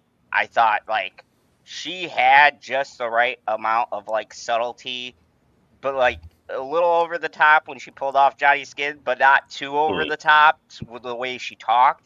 And I was digging it. And I think one of my issues with this movie and a point deduction was the fact that I think they wasted so much potential with that character. And I get it, it's a Deadpool movie. Look, we don't go into this for story or for the character development or anything like that. That's not why you watch Deadpool. But I think that this was a great way to, like we've been saying, set up a kind of secondary, maybe in the background character that could be really threatening and menacing that you could actually pull into the Marvel universe that doesn't introduce the X-Men but has that kind of antagonist where like, oh, this is like a supreme psychic we have to fight. Like, how would or that look, the Avengers fighting them? Like, to that your would be a point, great. Zod. To your point, Zod, like, or you should probably they probably should give Cassandra more screen time and took away screen time from Pyro. I feel like Pyro got a little bit too much, Yeah, I 100% agree. little bit too much. Well, Zod, in the comics, did she do that thing with the fingers? Because that shit almost gave me nightmares, man. Like, that was that just shit was something fire. unsettling about when she stuck her fingers all in the face and shit. Yeah, Didn't wash her hands. her Yeah. powers are exactly like Charles Xavier's, except for kind of different. And she can't do what Charles does, or she doesn't because she's the inverse of him. So she doesn't do that friendly, like I'll probe your mind and oh, I'm being invaded. No, she sticks her hand in your skull, and Yeah. you're literally getting skull fucked. Pardon my French. By somebody who's in your mind, and I just like. Look, I love villains, if you guys haven't guessed. And for me, like, she's one of those villains that's never been big as far as making her a highlight, but it's always kind of in the backdrop. And if she wanted to, she could be on Doom level. Like, think about it. She's Omega level. Yeah, I was about to say She's she's a Omega Omega level. level Yeah. mutant. She Yeah. could body half of the Marvel universe if she wanted to. Well, I Yeah, wanna know how the hell they killed. the way she killed Johnny, that was crazy. Everybody goes like gas, like oh shit. Like, Well, I want to know how the hell they killed Magneto, man. They said they killed Magneto in it was like what? How the hell Magneto? How the hell did they kill him? Because He he's just like ripped his Omega skin off. level too, man. Dude, Cassandra. Like, Cassandra could go toe to toe. The only person, and that's why they bring it up, the only person who could even attempt to fight her would be Professor X. Yeah. There's no, or Jean Grey. Those are the only two people in the Marvel universe. Maybe Scarlet Witch, maybe Doctor Strange on a good day, but those would be the only people you could get because that's why she's Omega level. She could pull your skin off Yeah. by just thinking about it. Just think about that. Like, But who didn't she fights admit that? that she killed Strange? Oh yeah, she killed him and took his ring. So, Yeah. like I said, on a Yeah. good day. that ring was that sling ring was interesting because it had a reality stone and it had the time stone on Mhm. either side of it and stuff. Well, I'm glad I rewatched it because like I thought she just said she took his skin off because it'd have been interesting if she said, "Oh, I just took his skin off and didn't kill him," because then they could have just like alluded to like that could have been like Tony Stark's not Tony Stark, fucking Robert Downey Jr.'s Victor Von Doom, and that's why he's like all fucked up and shit like that. He's trying to escape or so escape the void or something shit like that. But he's dead apparently now, so it doesn't really matter.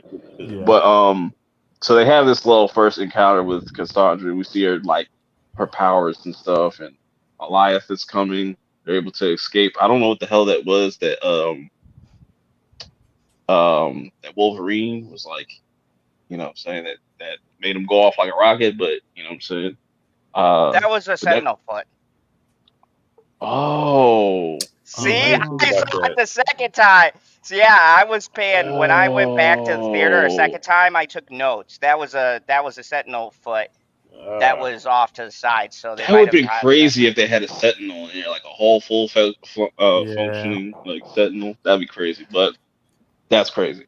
I'm curious to There would see. have been a That's lot another of thing I'm cool curious to stuff. I see. wish the X-Men movies, like a Sentinel or Yeah, more that's what I stuff was. from the movies in the Void. That I was just about to say. Like for the new X-Men movies and stuff. Like, are they going to do like the traditional, like from the animated series, kind of like Sentinels, or like that's what I'm curious to see what their Sentinels are going to look like. Because they look completely different in like Days of Future Past and stuff like that. So. No, bro, I Mhm. say don't do that because the cartoon murder. That is the one thing on Disney Plus that made me renew my subscription, bro. That cartoon. Spoilers for anyone who hasn't watched it, but when Gambit sacrificed himself, bro, there were tears. I've never cried for a cartoon in my life. Yeah. But when Remy went I out kind of cheered. like a gangster and he took it down like how many Sentinels?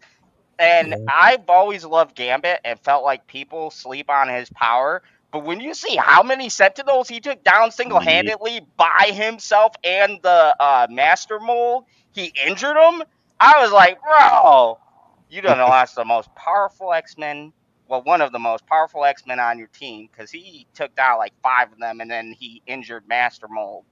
And I was like, oh man. So I don't Yeah, know I'm where I just. was going with that, but like, no, don't do.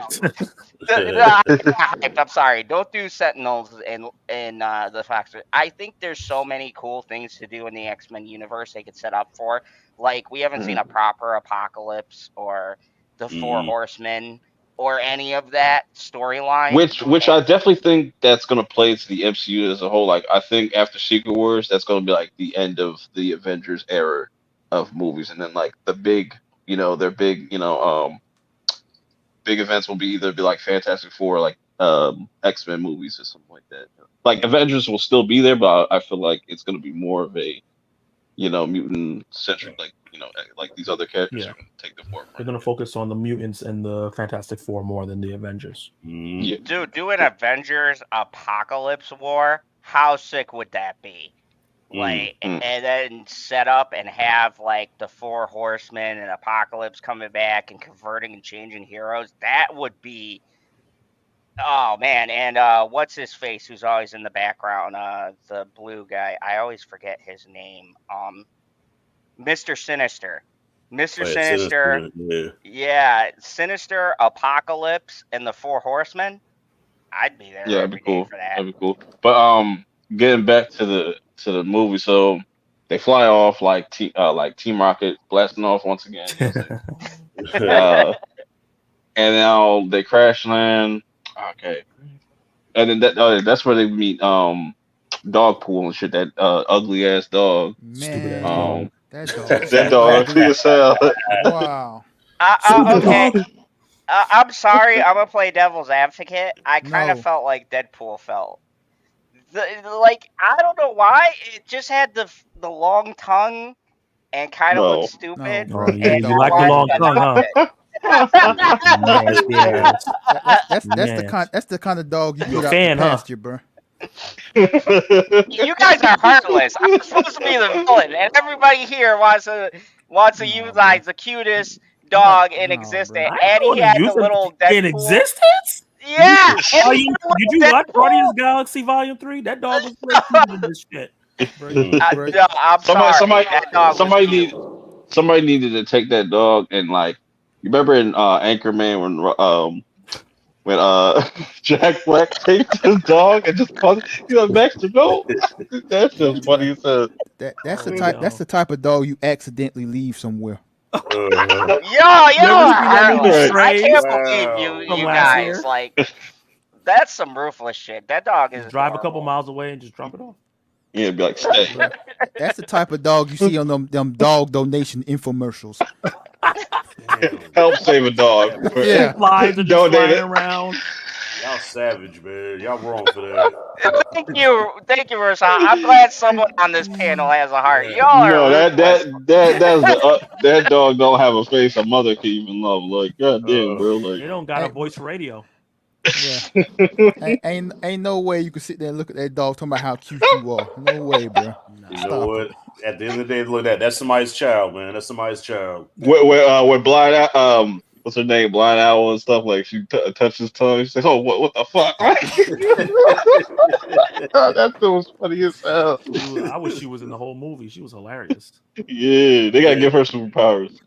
Facts. Make her But all right, dead. but then this is where you get introduced to Nice Pool. This was funny. I thought that. Dude, Nice Pool was hilarious. I just want to say, like, that reminds me of those Ryan Reynolds movies where he plays the nice guy. That was him, but just in a Deadpool suit. And I was there for it. Like, that was so hilarious. And then when Prime Deadpool was plotting on killing him to take the dog. Yeah, he wanted the dog and he wanted the dog and the gun. He wanted the dog and the guns. I feel like he wanted the gun a lot more than the dog. Yeah, that shit was funny. He's like, but that was funny. That little riff they had towards the end when they're about to fight all the Deadpools. He's like, he called him like Van Wilder. So he's like, oh, I could do that too. That shit was funny as hell. Bro, when he was holding the dog and he said, "It's okay. Accidents happen all the time." I The funniest thing But that was was on the screen and said proposal, and he's like, is that what you think I do? Yeah, that shit was funny as hell. That shit was funny as hell.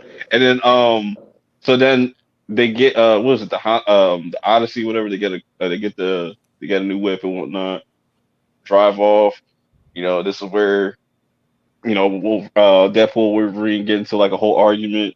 And Hugh Jackman was going in there, like he man. Oh, dog, that was like Hugh Oscar Jackman worthy, hurt man. feelings. Yeah, that was like the best scene in the movie. Dude, that's like the only time you see Deadpool like quiet where he couldn't say nothing and it's like, okay, we're I'm gonna gonna fight. punch. I'm gonna fight you. Yeah, I know what you're gonna do. I'm gonna hit you now.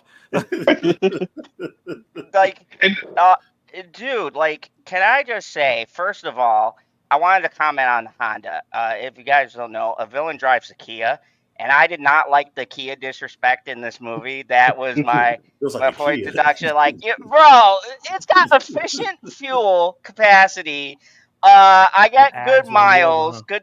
I got good trunk space. I don't know why they shit on the Kia so hard on this movie. But I was a little bit disheartened because I was like, Honda sucks. But then when they were like, but at least it's not Kia, I was like, oh, come on, man. Like, Probably because Kia ain't want to cut a check.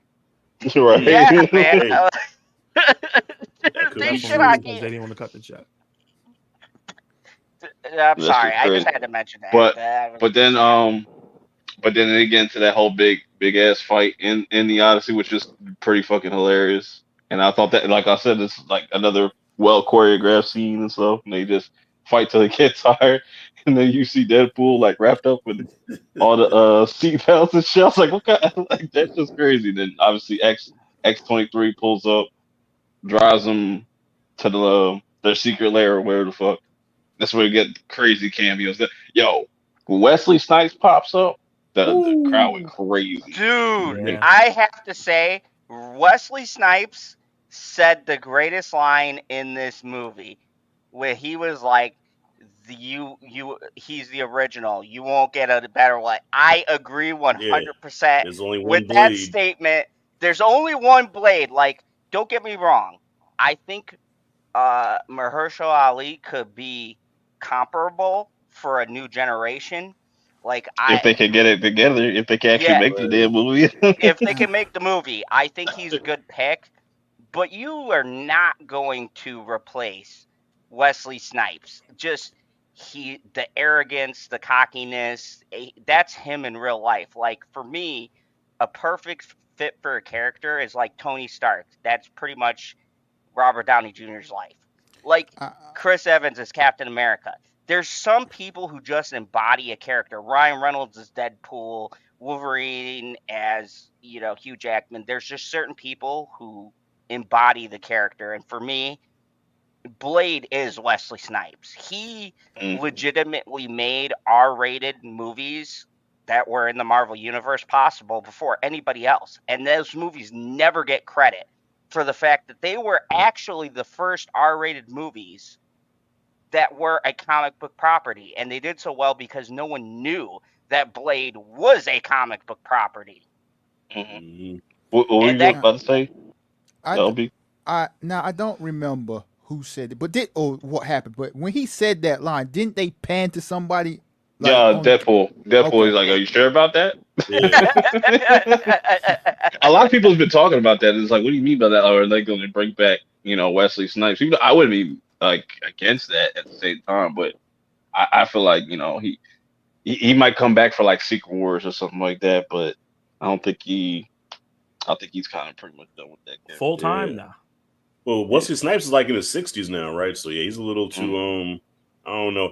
But I always look, that was the best cameo for me, man. Like when I first saw Blade, like I had my hands in the air like somebody scored a touchdown.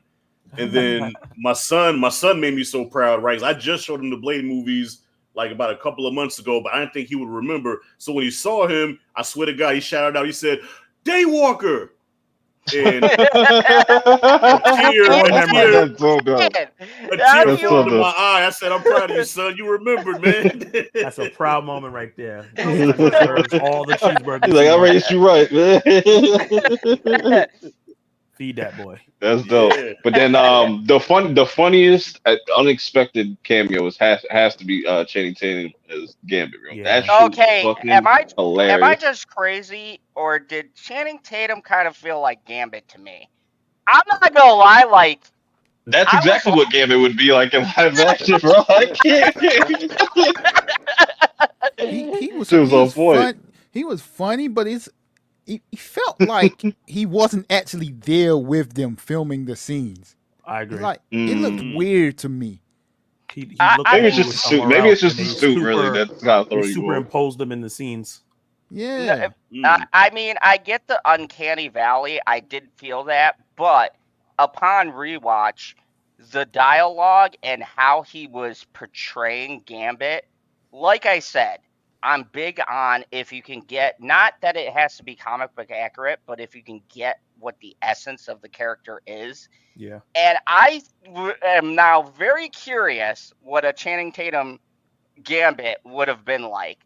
because I feel like he went the extra mile to even where he was speaking that unrecognizable Cajun kind of That shit had me Louisiana laughing. Yeah, dialogue. because you couldn't understand what he was Who's saying. your Because even Ryan dialogue Reynolds was coach? like, who's your dialect coach? The Minions? Like, dude, I can't understand you. That was amazing. Like, that's Gambit. You can't understand.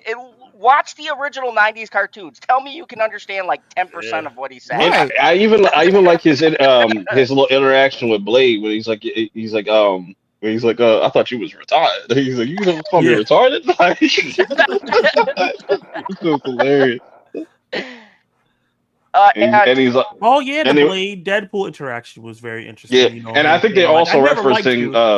yeah, like I think that's like referencing probably Beef. Blade Blade Trinity because Trinity. Yeah. Yeah, because they had that real life beef for so many years. Mm-hmm. Wesley Snipes said that Ryan Reynolds called him personally and was like, "We want you to back. If you're down, we want you back." And that's that's some what real brought him shit. in.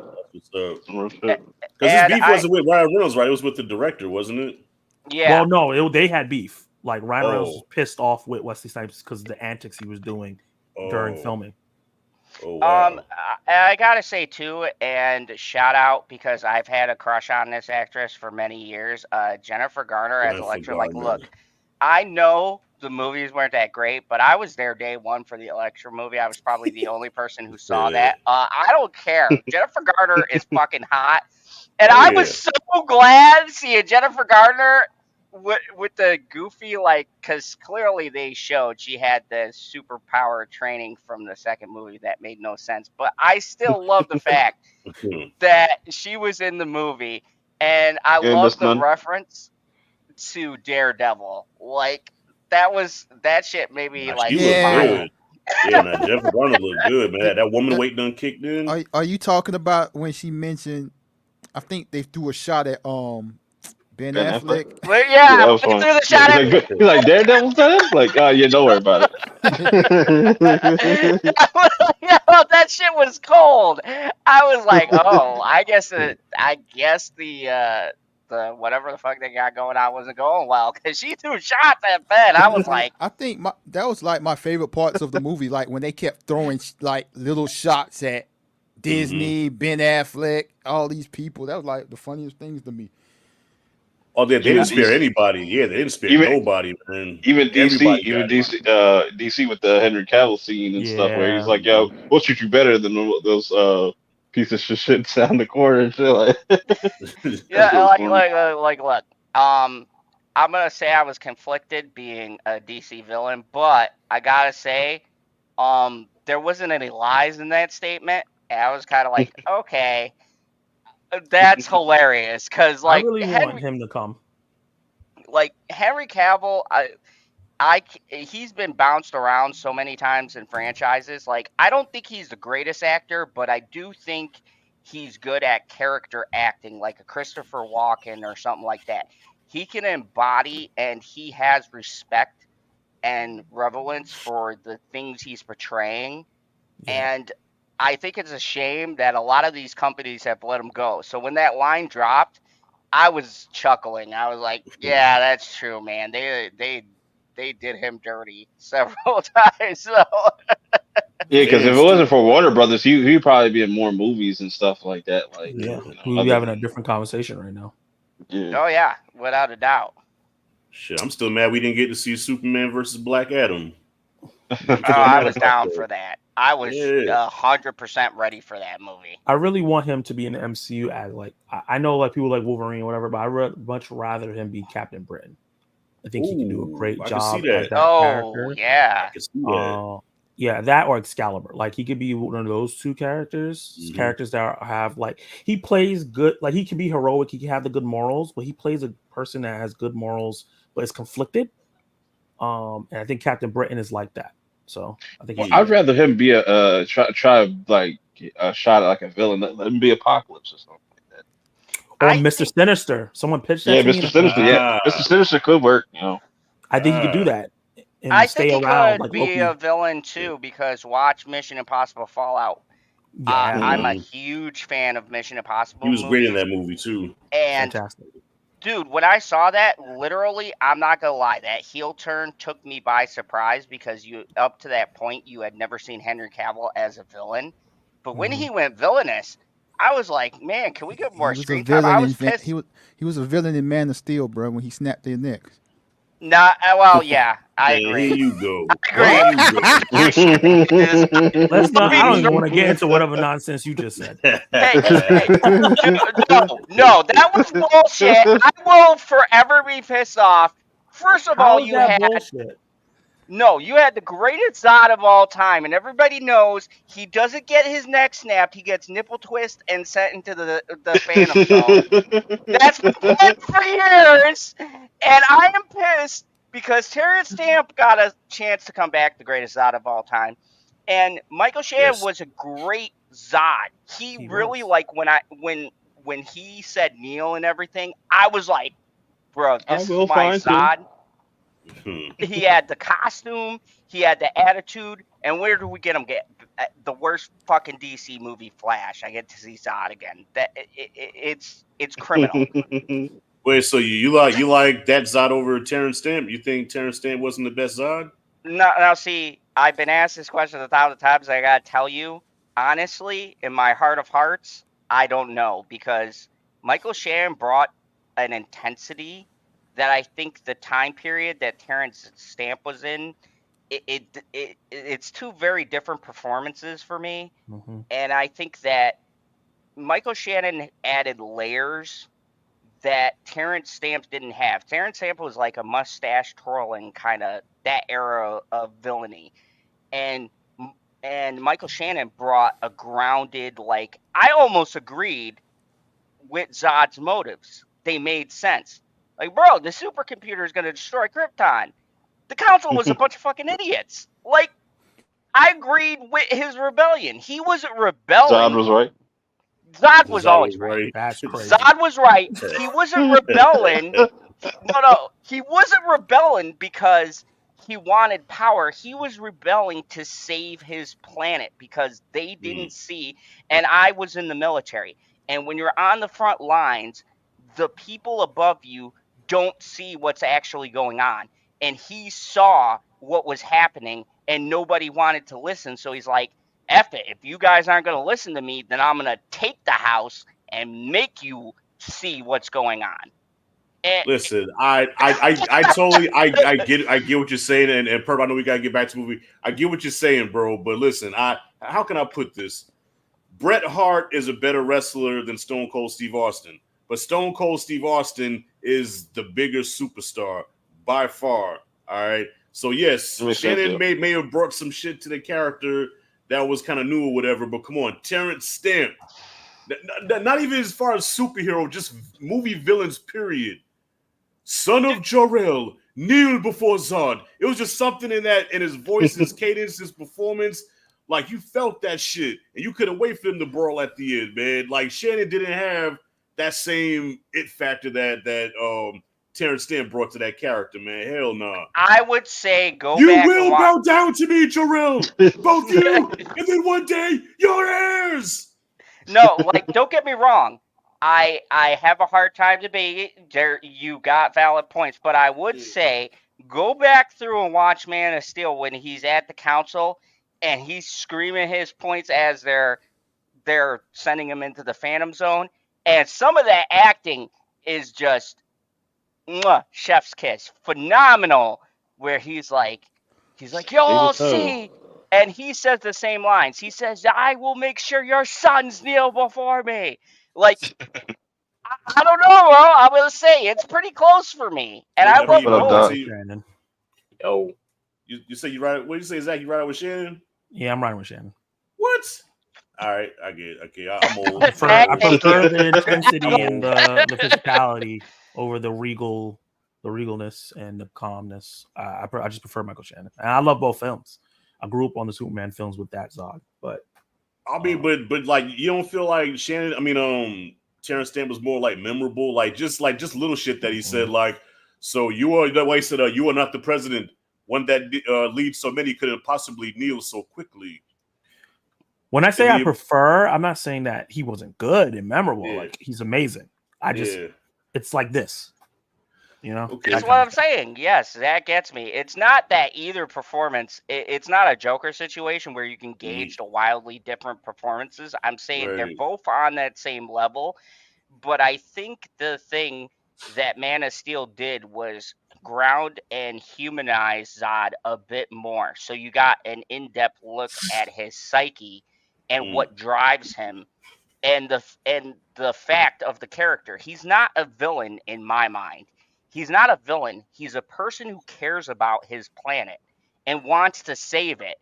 And he was locked up and his planet was destroyed anyways, and in his mind the only way to save Krypton is to bring it back. He's Mm. always been that dude who wants to preserve the species by whatever means is necessary. And isn't Yeah. that just the drive of everybody? Like saving your home, saving your people, the people you know and love, by whatever means you got to. You must have watched you must have watched the bootleg Deadpool and Wolverine, because I don't remember Zod being in the void. Oh yeah. Good, we've good been on point. this too Good long. segue. I was just Good, about to good say that. segue. Good segue. Yeah, I was done already. I was done already. I'm old. I'm sorry. Good segue. But there was one scene in Deadpool Wolverine I want to get y'all thoughts on, is the whole X-23 and Logan kind of conversation, him kind of just letting everything that was kind of, you know, he had a lot of shit built up. He was just like, you know, he was venting to her. Did y'all like that scene? You wanna know what they should have done in that moment? I did. The acting in that scene, especially with Hugh Jackman and X-23, was really good. But one thing I didn't like, and it did it in other scenes too, I think they should have did like not a whole flashback, but a quick cuts to hit Logan's team being hunted, well, the X-Men being hunted by humans and dying as he's telling a story. You got the music behind it, and it just getting boom. Because he kept talking about the X-Men and stuff. It's like, dang, I want to see the massacre. Show us the massacre. I want to see it. I really wanted to see it in the movie. Show But, don't you tell. know, I think Halle Berry is probably too expensive. You know, it was like, shit, we can't put her in the 90s X-Men suit. She's too expensive. But I like the scene. I thought it was a powerful scene. Though. Say it again, Zach.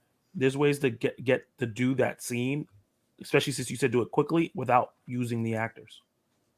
Yeah, you could use. Well, I mean, I'm not saying it had to be like them. I think you know, since this Logan isn't from the same Earth as the That's other true. Logans, you could have put in like no-name people that we didn't see, but put them in like the X-Men '97 suit, so at least like, oh shoot, you know, we could care a little bit. Yeah, They could have cut off, like, you know, maybe a minute off of the dancing and the penis jokes and showed us what Logan's going through. Actual plot, the and dancing had to story, and stay though. emotions. The dancing had to stay at least. Okay, I'm gonna disagree with some of that, because you're going to a Deadpool movie. You're not going for plot and deep thinking. It's like watching Fast and Furious and expecting more. I think Fast and Furious had a better plot. No, that is not true. It's about family. I did want to ask y'all this, since you know Purp is asking, you know, about scenes and stuff. How'd you guys feel about them taking now? The Fox X-Men universe is trash and it's inconsistent. You don't know what's connected to what, really. How do y'all feel about them making Logan the anchor of Deadpool's universe? Because Logan's universe was never connected to Deadpool's universe. That is brilliant. And I say that, for example, with the Colossus, because the Colossus we got in those X-Men movies is not the Colossus we see in Deadpool. So, how do y'all feel about them just throwing it all together and making it all connected? That's initially what they did. They connected it all. I don't think they threw it together. I think that it was a natural starting point. I think it is. And even if you watch the old Deadpool movies, there's references to Logan. So it just made natural sense to connect Logan to the Deadpool universe, because 20th Century always alluded to that anyways. If you watch, like, I think it's Deadpool 2 where he goes to Logan's grave or something like that and goes, damn. There was some kind of funny bit he did. He did go to the grave, yeah. Yeah, he went to the grave in the Deadpool 2 movie. So I think it actually was the smartest move.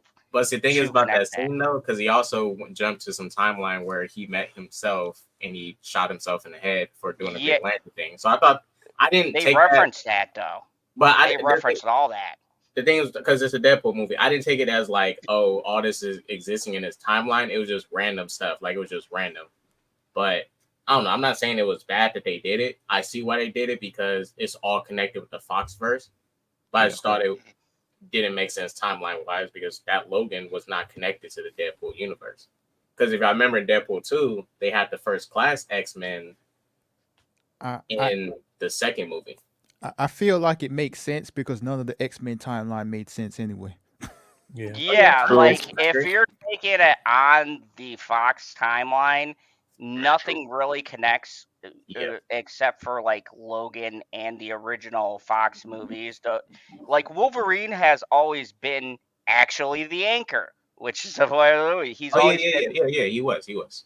He has been legitimately the anchor for every Fox movie, whether they make sense character-wise or not. So I don't think it's a stretch to just like retool Colossus to make him look comic book accurate or stuff like that. I think it's just them taking the concept and making it slightly better than what it was. And that's literally the joke of the Deadpool movie. Is that Fox they went under and they didn't connect anything. That's why I was more focused on the meta aspect of the movie anyways, because look at the suit. The suit, for an example.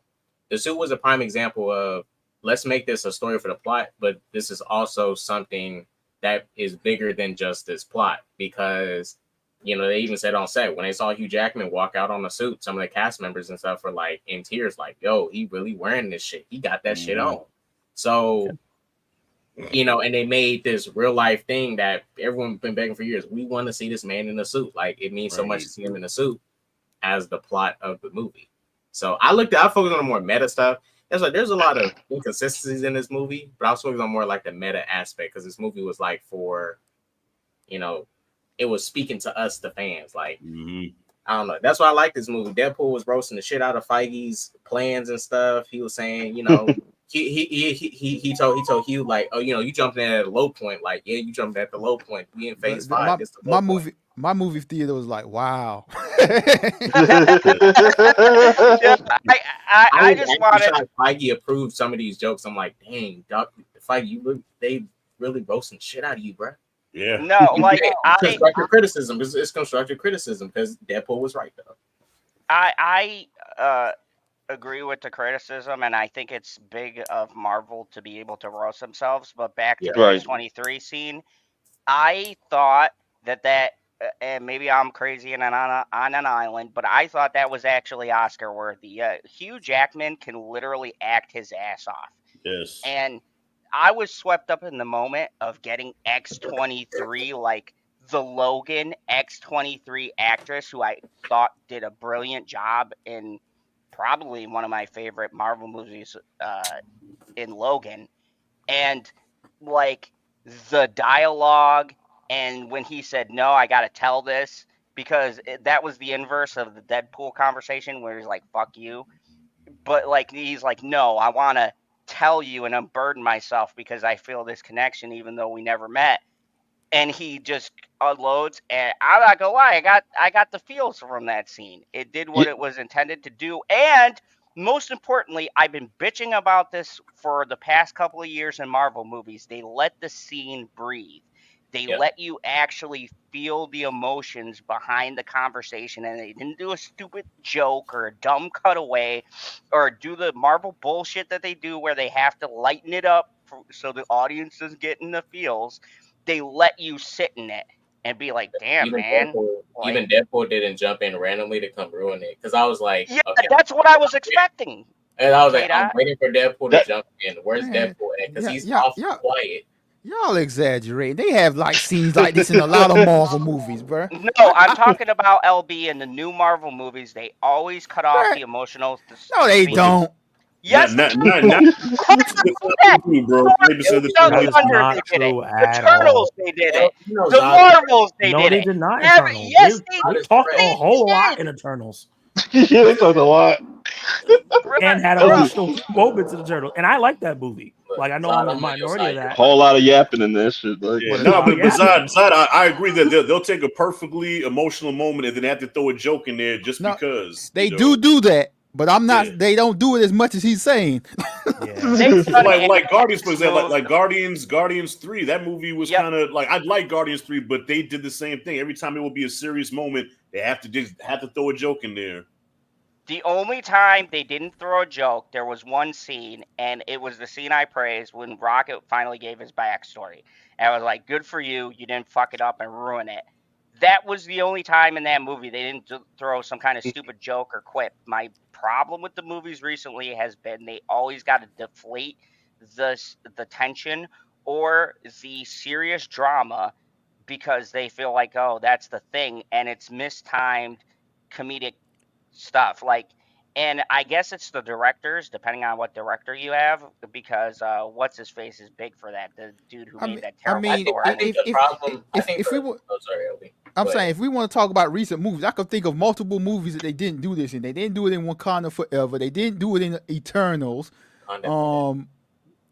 They No Way they Home didn't do had it in Eternals Infinity was just War. boring though, so that I don't really Yeah, count. Wakanda Forever was mid though. That was We boring. said- Even Well, the fight scenes were we're boring. not talking about movie quality here. We're talking about scenes that they've done this emotional stuff in.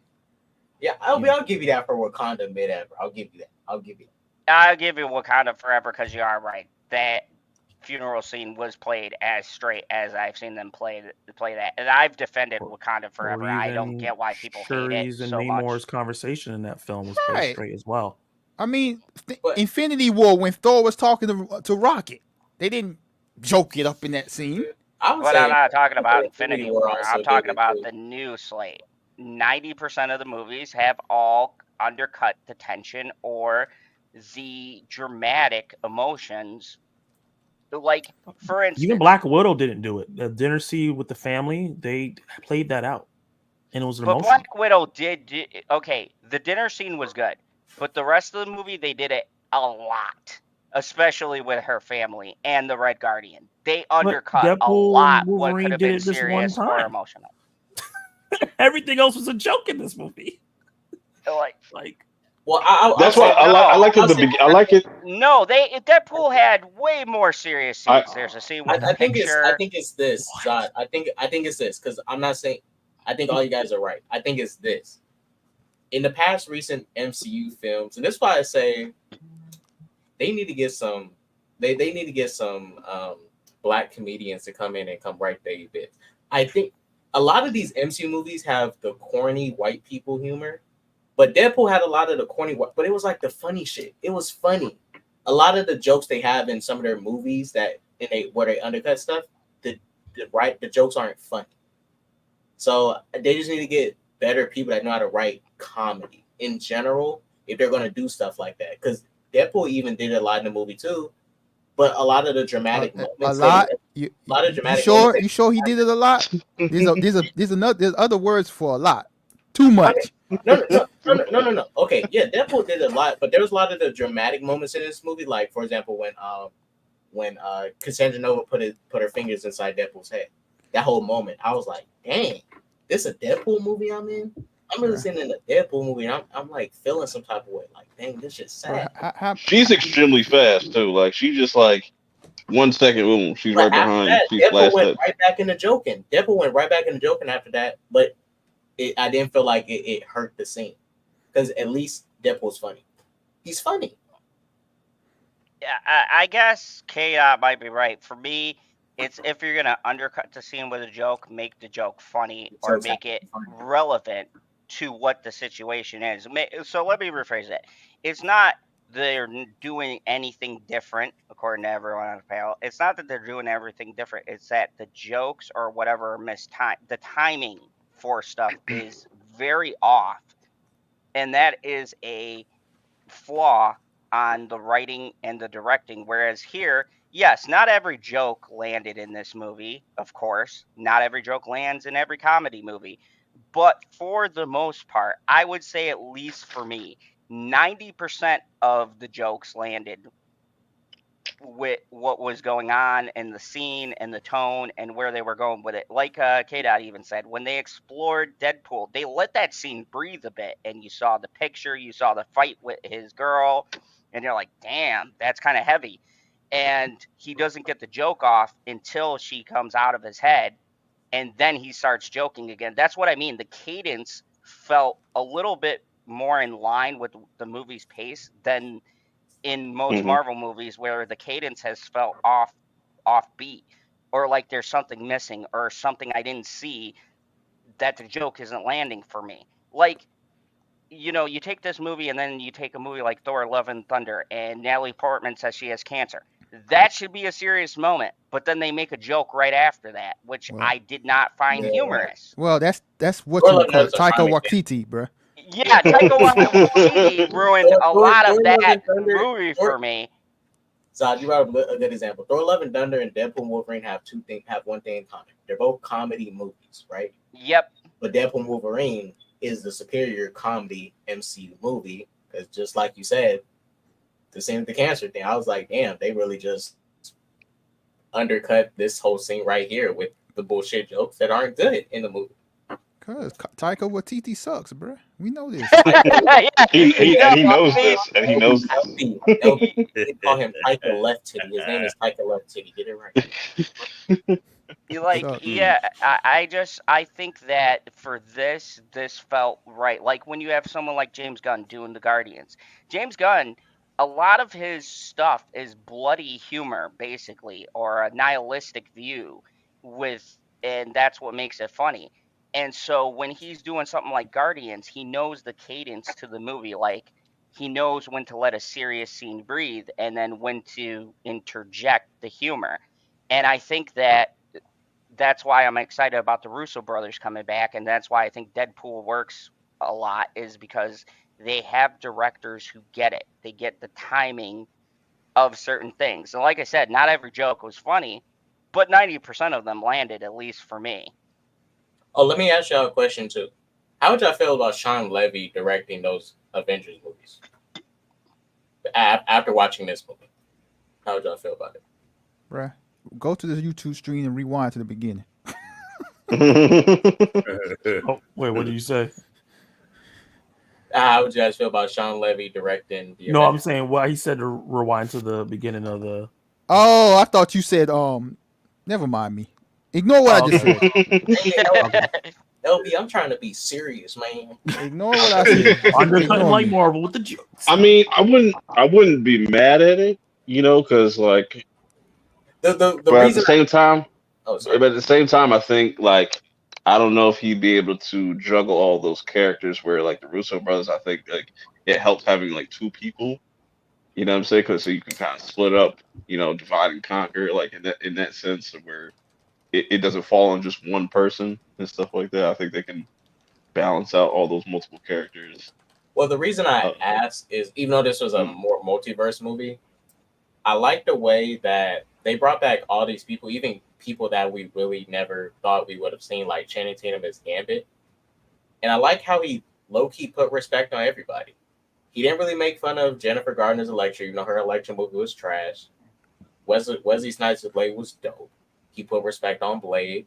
Channing Tatum and Gambit, yeah, they joked about his dialect, but he was dope. Like, I really think that's what I said.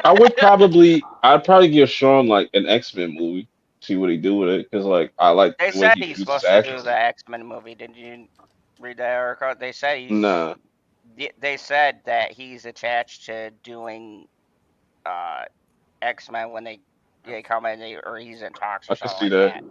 Because But I I could like the totally way he see shoots that. his action scenes and stuff like that, and he understands like these characters and stuff like that. So Well, anyway, am I tripping? Or did X-23 feel like she was kind of out of place within the group? Because you notice he's okay. You bring up Elektra and Gambit and Blade, but it she a felt like test tube baby. X-23 really didn't fit. I think Ben Affleck's Daredevil was supposed to be there, and maybe like the Punisher dude from the 2004 movie, but they probably couldn't get them. But I think that's why she's out of place, because you got like the early 2000 Marvel characters Right. mixed with the 2010 Marvel characters.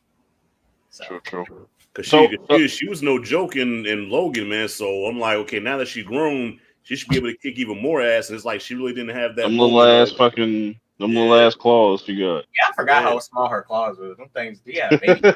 Oh, but she was fucking people up though, man. Like that, I was expecting her to go even full beast mode in be, this one, and not really. She bodied the I best. wish they would have brought in the Juggernaut from Deadpool too, like that version, like Juggernaut. Or like No, I wanted them variant. to bring back the Juggernaut from X-Men 3.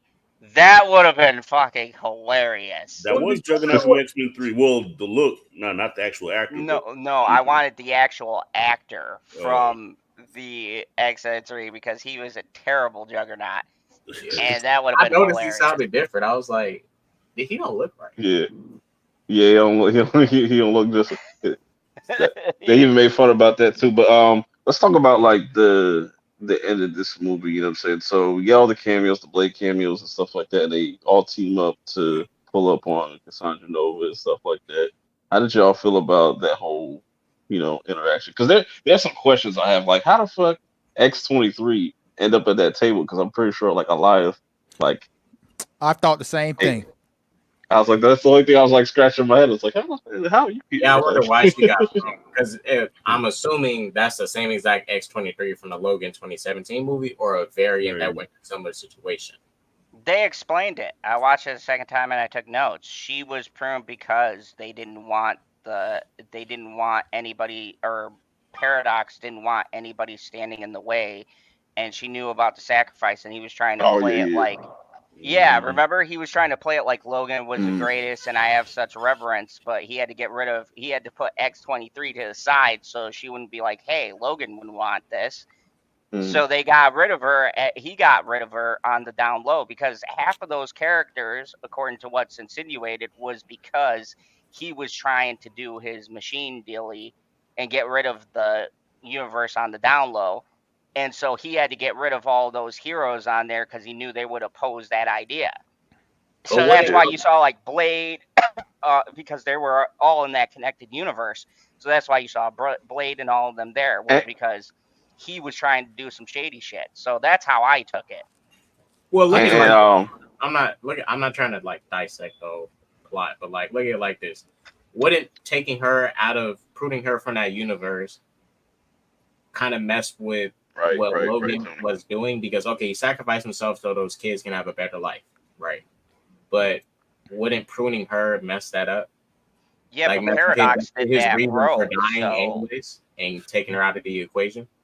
But Paradox did that rogue, so I don't think, like, it was strongly implied that the head TVA person didn't know what was going on, as they do, because it's the worst villain organization or whatever they are, the worst organization ever. So of course they don't know what the other little branches are doing. And so I took it as like, yeah, he went completely rogue, and he was doing it for his grand plan of proving like, hey, we just need to get rid of these timelines and not do what Loki set up in season 2, which I did watch that LB. It was great and should have been nominated. Fucking criminal. But anyways, Wait, are they still pruning Kangs? Is that a thing anymore? Is that? We'll have to wait and see. Kang done, bro. Kang's gone. You guys need to give up that hope. Kang's gone. He ain't never coming back. I know he's done because the Doctor Doom thing, but I'm just asking, like, time to move on, bro. He's done, bro. I'm willing to move on from the Kang's done, bro. I'm willing to move on from the Kang bang stuff, okay? But I'm just saying, what's the TVA's purpose? Oh, did he? Like, to be annoying. Because originally, the TVA is the worst. The only time the TVA was good was because they had Owen Wilson, and that's because that's the only reason. I would watch a whole series with Owen Wilson's character. That was a pretty good Owen Wilson, man. Yeah. The rest of the TVA is garbage. Like, you're supposed to be an organization that literally guards time. Name one thing they've done that has prevented anything. You can't. They do nothing. They're literally like the water boys of this MC universe. And water boys.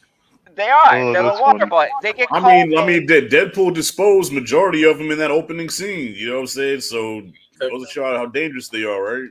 Yeah, he killed half of that branch Yeah. in the first 5 minutes of Deadpool. So the TVA is useless. They were never useful to begin with, and the only thing that made them interesting was Kang, and Kang's gone. And everybody needs to give up that whole hope. He's gone. He ain't never coming back. There ain't gonna be no guest appearances. He's done and good. I say good riddance. It's an educated wish. I mean, You know, they did have they did have a purpose, but I just thought, I mean, look, they're done. The TVA is done. You know, they're have a new objective, but all the setup they did in the first place, and that's why I really didn't even like Loki season 1, because He Who Remains' goal was to keep the Kang War from happening. That's why he put on the timelines, but he lets Sylvie kill him and open up the timelines to continue the Kang War, and it's like there was no purpose in doing that. But whatever, Kang's done. Kang's done. No, that was the Star Wars choice. She had the light side or the dark side of the Force, and she chose the dark side of the Force. He Went to the posed dark. it. Yeah, he posed it as, if you kill me, this is what's going to happen. Now, you could choose to do it or choose not to do it, and it's going to affect everything. And him being the all-powerful person, he couldn't interact with free will. So she killed him and created a whole mess. Like, I thought that was brilliant. Like, I think the Loki show does not get credit, just like Season 2 was WandaVision. much better than season 1. Yep. Oh, yeah, Season 2 hands was much better. down. Season 2 was great, and I don't think it gets credit like WandaVision for how unique and interesting it is in the Marvel universe as a whole. So Okay. is the whole multiverse thing dead? Because didn't who said that? Wait, was it Deadpool I was joking about? Some other multiverse, failed, like the whole multiverse thing. So is Marvel gonna be done with that? It's going to be done after Secret Wars. That's going to be the final movie. So 2020, 2027, that's when the multiverse saga ends. Yeah. Only 2 more years. People just got to, you know what I'm saying, be They're patient. doubling down on it because they just casted a actor in a multiverse role. So it's going nowhere. So how do y'all feel about how they wrapped up the third act and everything, the clash with Cassandra, and then even like the Deadpool core, which I agree with K-Dot, they could have done a little bit more, but obviously they're probably gonna save them for, they're supposed to be popping up in Doomsday and whatnot. It's in some capacity and whatnot. So we could probably get more interactions and stuff like that. But I thought that whole sequence of, Hugh Jackman putting on the mask and stuff, even though the mask looked weird at times, but then like you get used to it. You know what I'm saying? It's just like, all right, this is pretty dope. And it was a childhood dream come true, man. Like, I grew up on the cartoons and the comics, man. So when I saw that, I ain't gonna lie, I got a little emotional because I never thought I would see that. You know what I mean? So yeah, it was a big deal to me. I loved it. Bro, this was like the equivalent for me when Chris Evans turned and said Avengers Assemble. That's how I felt about Hugh Jackman putting on the traditional Wolverine costume. And did anybody notice Blake Lively was female Deadpool? Like, damn, Ryan Reynolds is married to that. I hate you so much because I love Gossip Girl. That's a side tangent. But anyways. The funniest Deadpool variant though there was the samurai with the baby arm. I was like, baby Deadpool and the Deadpool. nod to Marvel Deceased with Deadpool's head. Yeah, like that's a deep cut, and I was so glad they put that in by there. Ryan Reynolds' kids, which was cool. Oh, I know that either. Okay. Oh, did you? I didn't feel. I mean, I like the Deadpool core cameos, but I ain't gonna lie. As far as they fighting skills, they was kind of weak though. I thought they was gonna be fighting like Prime Deadpool. They was. But nice Pool pretty much told them like, yeah, they're all dumb. You know, and I like as soon as I like when Logan had the dog pool and it stopped everybody from shooting at him and stuff, and then like when Pete showed up, everybody's like, "Oh, Pete's like a fucking legend." Respect to Pete, the MVP of every Deadpool movie. Can we get love for Peter Bear? Like Pete's that dude, respected across galaxies. He gonna dip into that chocolate. You about to get some of that TVA chocolate. Man, Uh-oh. I thought That's too much one for him. the Wolverine mask and thing looked weird. I thought I was watching Batman Well, versus uncanny. Superman. Like I'm willing to bet he didn't really wear a mask, and they did. It like did feel a little CGI. Yeah, like Yeah, I thought. it did look real. But I think the eyes were. I mean, the stuff around the eyes was definitely CGI. I think mean, Yeah, like around the face and stuff a little bit. I thought like from the whole third act with him fighting, it just looked fake to me. It still looked better than what they did try to do with Henry Cavill's mustache and shit like that. Like try to hide that. LB, I think it was mainly the green screen that was throwing me off because that whole. I mean, I'm assuming it was on a set, but it did look like in that street. It looked like they was in a green screen. Yeah, I mean, To me, and I think the lighting kind of threw it off. Yeah, that just whole looked off. variant fight was very underwhelming. Because they all could come back to life. I thought that was pretty fun. I just feel like that's funny when like you're fighting characters that can't really die. And it's just like, oh shit, God, except for Nice Pool. He's like, how long does it take you to regeneration? Like, you start coughing up blood.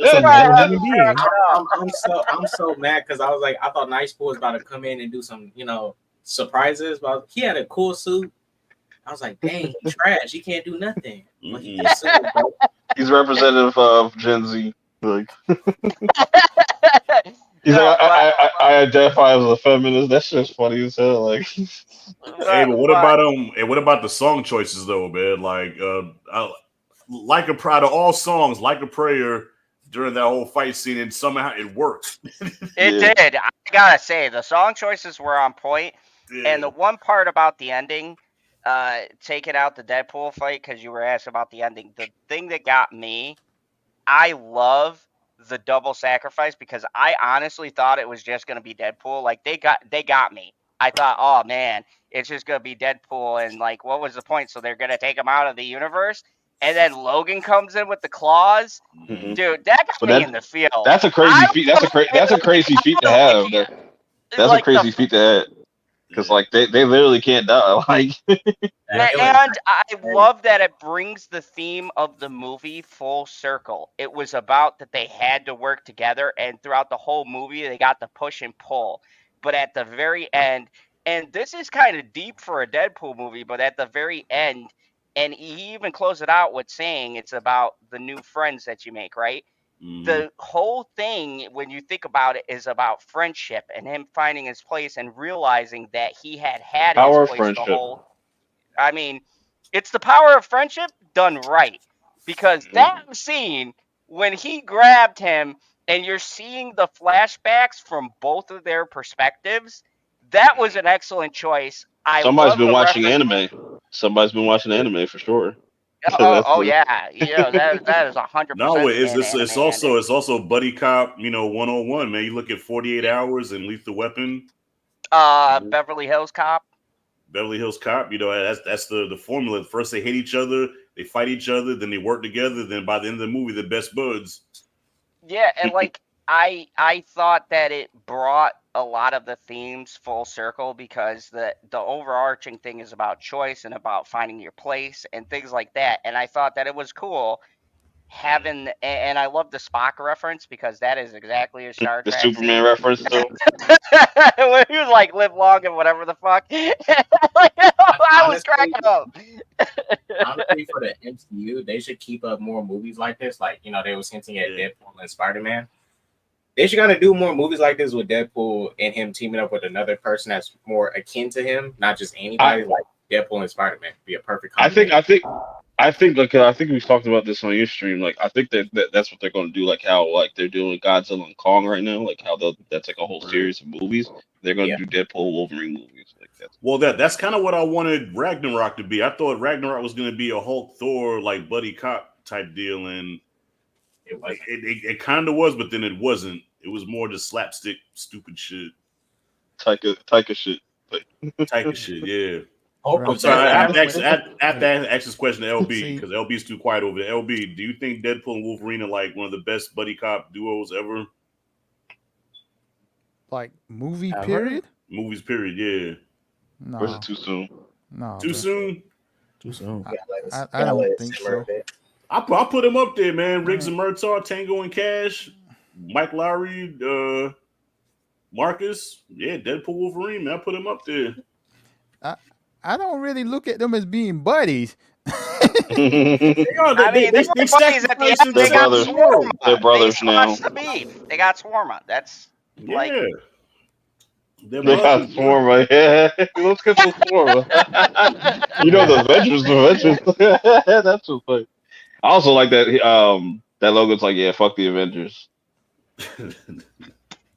Oh yeah, I kind of like, wish they died more into that.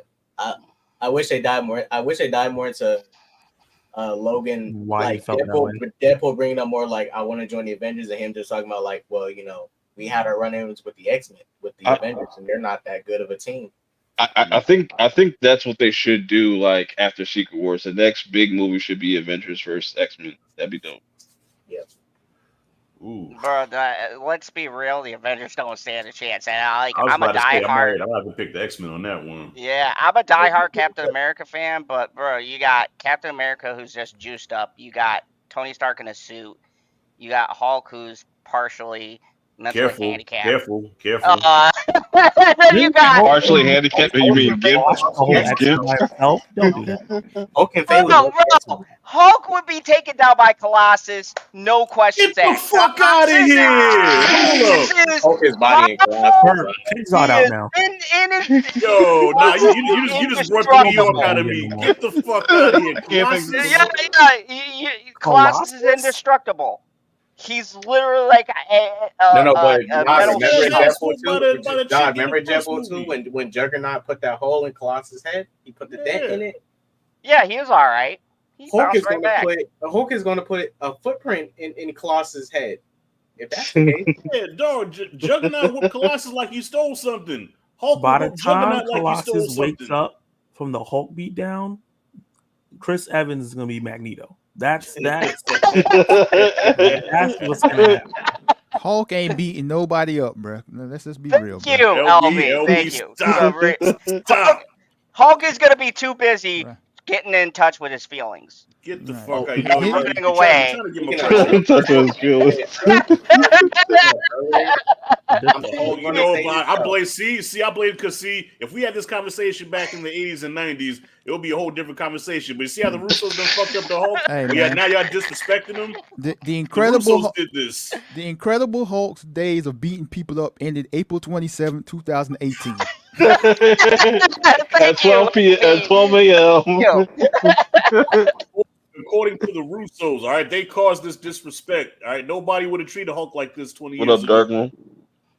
Bro, even in the Luther Rigno days, okay, Hulk was always just non-intelligible Hulk smash. I never got the fascination with people so enthralled with the character because, yes, he's big, he's strong, he's basically indestructible, but so is Wolverine.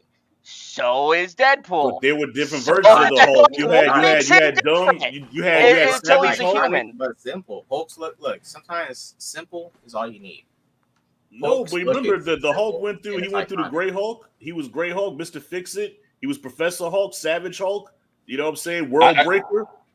I think this is where Yeah. I feel like I know how they're going to redeem the Hulk. You have him fight You Red can't Hulk. redeem him, bro. Have him fight Red Hulk. Be like, you're a fraud, bro. Blah, blah, blah, LB, blah. we used to be cool, man. Thunderbolt Bruh. don't mind. Hey. The only way he could redeem himself is if I somehow see a Thanos variant and he beats him up, bro. That's the only way, bro. Shouts to Thanos. He still. That's the only way he can redeem himself. He has to get back on that Thanos. So Yeah.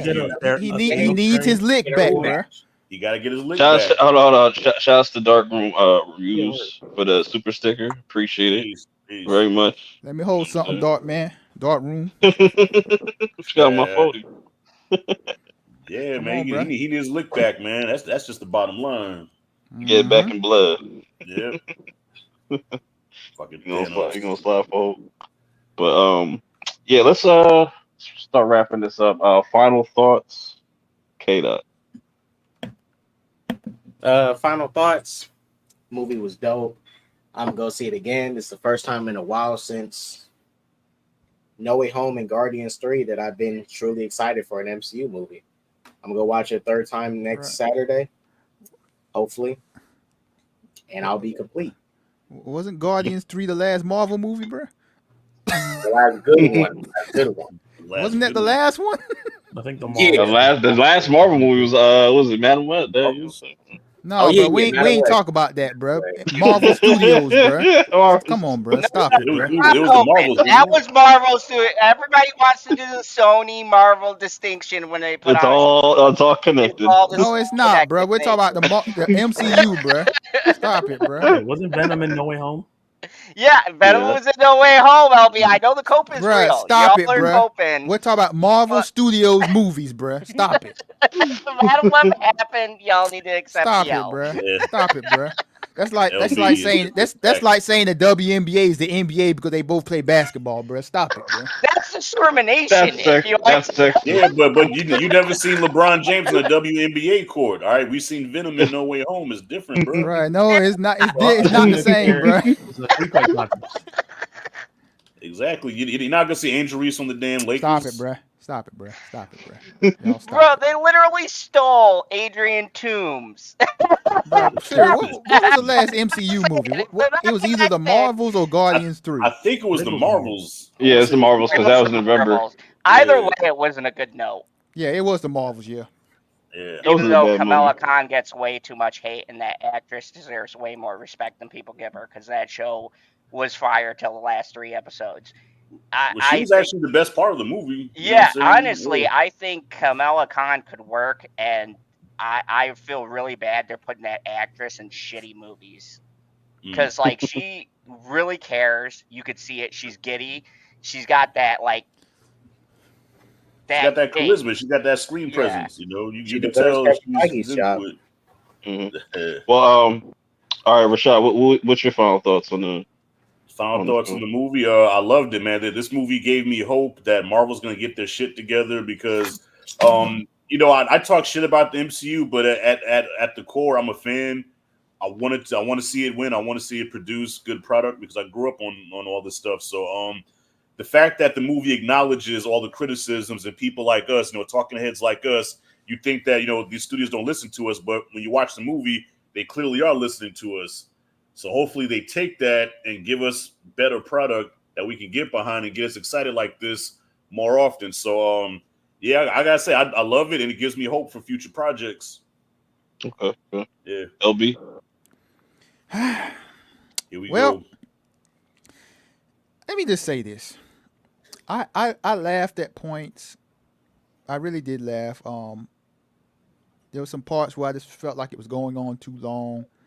I do feel like the movie could have been a little bit shorter, but I didn't feel like I wasn't bored watching the movie.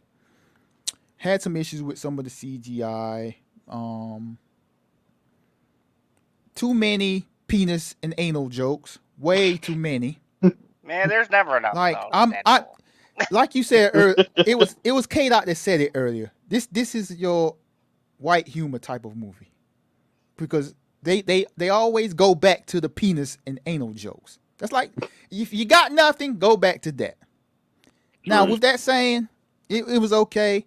I knew what I was getting into when I was going to see a Deadpool movie. I was most curious to see if they would tone down the character because it was going to be a Disney movie now.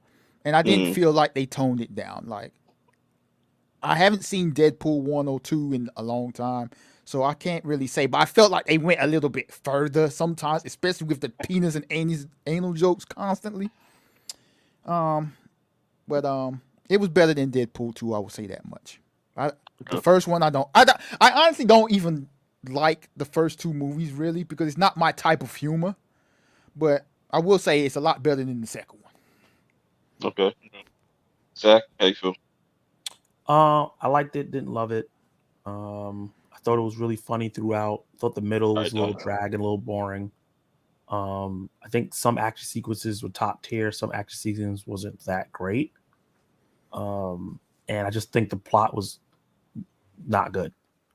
So, like when in the theater, I was like, "Oh, this is such a great time! I'm having a great time." And then when I left the theater, started thinking about the movie, I was like, "Oh, plot kind of weak." And the whole like thing being, what is that? The being that if they die, your universe goes away. Anchor being. That was the stupidest thing they ever introduced in the MCU. So, overall, I think it's a fun theater time, but it's not a movie that I'm going to rewatch.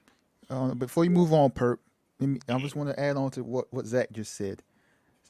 What you just said about this movie is the same thing what happened with like The Force Awakens, No Way Home, the nostalgia type movies. It's like you have the great fun in the movie theater, but once you leave, you start thinking about it. It's like, okay, like you just said, it ain't that great. Okay, Zod. I totally disagree with those crazy takes. Now, there's two different It's discussions not crazy. It was here. facts. There's two different discussions. I'm sorry, though, LB. To be fair to you, this is my kind of humor. But Exactly. Like I said, white man humor.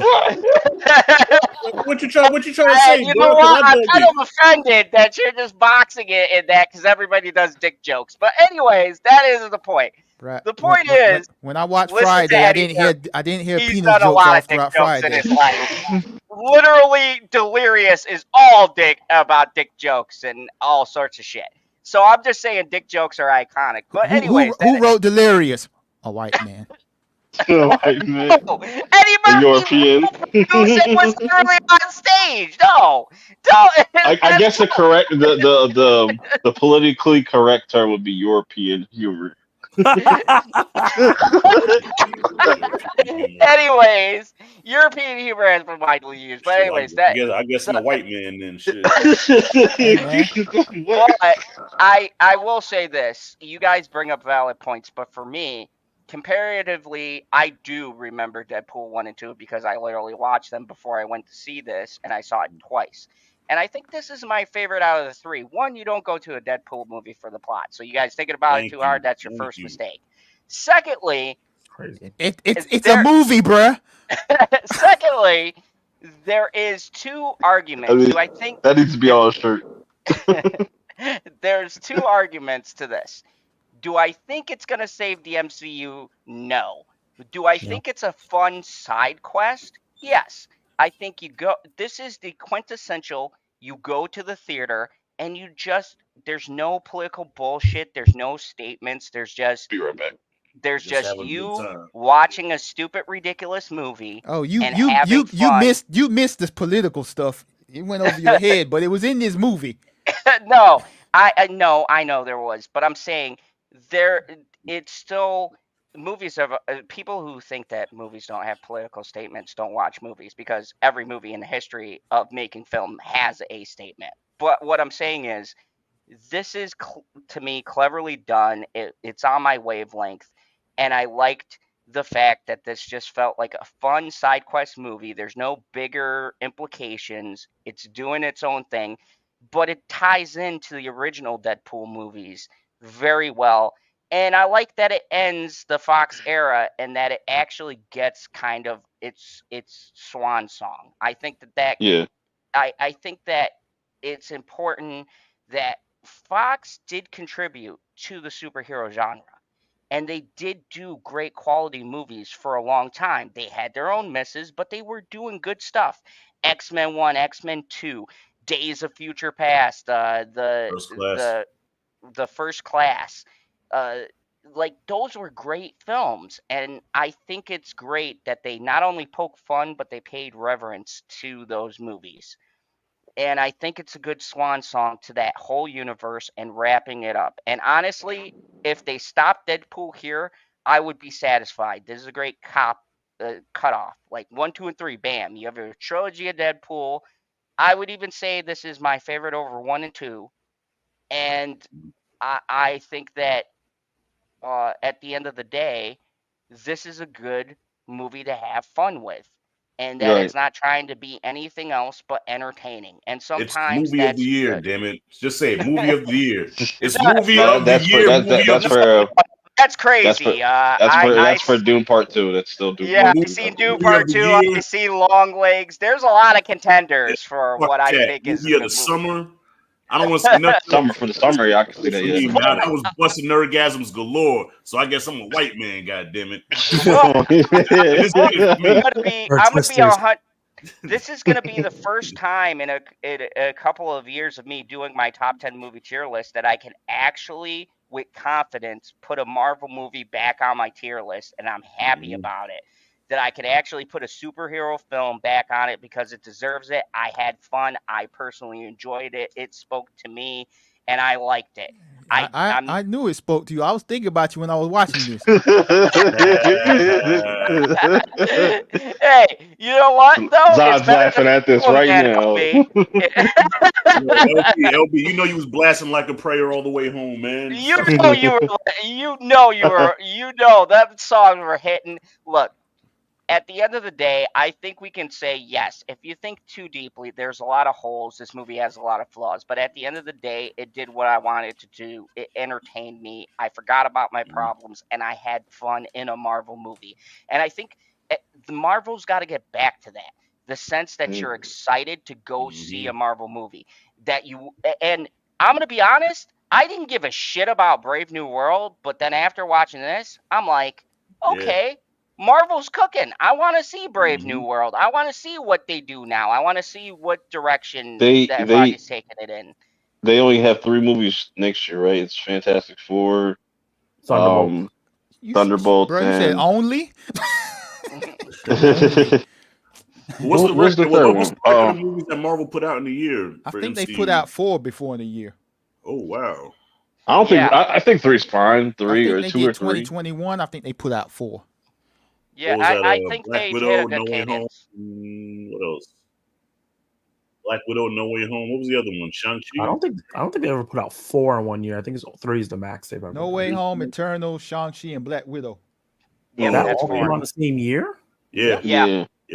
Yeah, they did. Yeah, that's 2020. Black Widow came out earlier. Then it was No Way Home. Then it was. But I like how they're doing it. You know, you got Captain America in February, ironically, and then Fantastic Four in the summer, and then they closed the year off with Thunderbolts. They got to get that Black History month money with Soulless Falcon. They did that last year. I gotta be honest with you. I am not even in the comic book run. I am not a fan. I think Winter Soldier should have got the shield, but whatever. Absolutely not. But I gotta say, they made him look pretty badass in this trailer, and I also gotta say that Anthony Mackie was in one of my favorite shows on Netflix, Alter Carbon, and he played a character in that, and he was pretty badass in that, and he's a good actor. And I think if he's given good material, which it appears they are, I like they're going back to the Winter Soldier vibe, like the espionage, secret organization. Serious. And did I tell you they have Giancarlo Esposito? My boy, he's no matter what, though. Government conspiracy. Yo, Bam. But no matter what, I always see him as Papa Doc, man. I can't take Anthony Mackie serious like that, man. Papa Doc is Captain America. You know what I mean? I think if they do it like he's going his own way, which that kind of looks like the plot of it, I'm down to see where they're going to take his character, and I think just by the trailer, I can't judge by a lot, but I think he's got a good back and forth with Harrison Ford, and I am actually pretty intrigued. I'm going to go see Brave New World, and I was not when it was originally announced. So, good job, Marvel. Yep. Just when I thought I was out. To wrap everything up, my final thoughts on it is, I very entertained. Bro, did you? Yeah, I did. Okay. Hey, LB, you heard me, man. I said I'm gonna say it again. Then movie of the year, movie of the summer. Okay, and that's all. I wouldn't say movie of the summer. Like, there's a lot of great movies. You need to watch some horror in your life, bro. Like, horror movies are crushing it. We're trying to be hip to the horror too. I'm hip to the horror, man. I'm just saying. Are you telling me this tops Long Legs? Because I'm gonna tell you, you're crazy. My boy Nick Cage is gonna get that. Completely two different movies, though. They're completely, but like for the summer though, for the summer blockbuster, yeah, it's definitely it's Deadpool, Wolverine. I gotta go. Yep. You all have a good night. Thanks for having me. No problem. Take care. All Appreciate right, no doubt, man. Nah, but look, Deadpool Wolverine is the best time I had at the movies. That and Godzilla Kong were like the two of the best times I've had at the movies this year. I'm saying as far as having a good time, but I still say movie of the year so far, man. it. Okay, that's all. But to wrap everything up, I really enjoyed this movie. It's been a long time since they made a funny movie, like in general. Mhm. Um, but yeah, it's got me excited to see what they're gonna do with the X-Men and you know them dropping all them bombshells at Hall H and stuff. It's got me really excited again for Marvel. You know what I'm saying? Like I've always just been I've always tempered my expectations for stuff. I never just ruled out like the MCU completely, or just be or people just being overreactive of like Robert Downey Jr. coming back saying, "Oh, this destroys His legacy. his story," and you know what I'm Yeah. saying, and this is lazy, this is desperate, blah blah blah. I was like, bro, that shit gonna pay off. You gonna be there, regardless of how motherfuckers feel about the shit. You gonna be there, Just let him because cook. like, because it's like the just the intrigue of, or just the interest, or the curiosity of it is gonna be too much for people not to go see that shit. Bruh. Yeah, I'll no good. I was gonna say when they drop trailers for that movie, I wouldn't even show him. But I know they will. But I wouldn't show him. I'll let you have to come to the movie theater to see him. Mm-hmm. Well, look, Like, I learned my lesson back in '89. That shows how old I am. But I learned my lesson back in '89 when they announced Michael Keaton as Batman. I was one of those. I'm like Beetlejuice, Mr. Mom, Batman. Man, y'all tripping, man. That's Hell what I'm no. saying. This always happens. Like Heath Ledger, to be like, oh, that's gonna be trash. Yep. And Yeah, they gonna love another it. one. Yeah. The switch up is gonna be generational, bro. Mm-hmm. The switch up is gonna be generational. Right. So just let them cook. Just let them cook. Yeah. With that being said, Oh, I appreciate I'm people sorry. pulling up. I appreciate people pulling up. You know what I'm saying? This was a fun stream. I'm gonna be doing another stream next month on the 14th. That's gonna be my birthday. It's gonna be a birthday stream. Woo woo. You know what I'm saying? So that's gonna be the next time I'm going live. For people that are catching the replay and stuff, I appreciate that as well. But yeah, till next time, I'll see y'all in the next one. Peace in the bottle of head grease. Peace.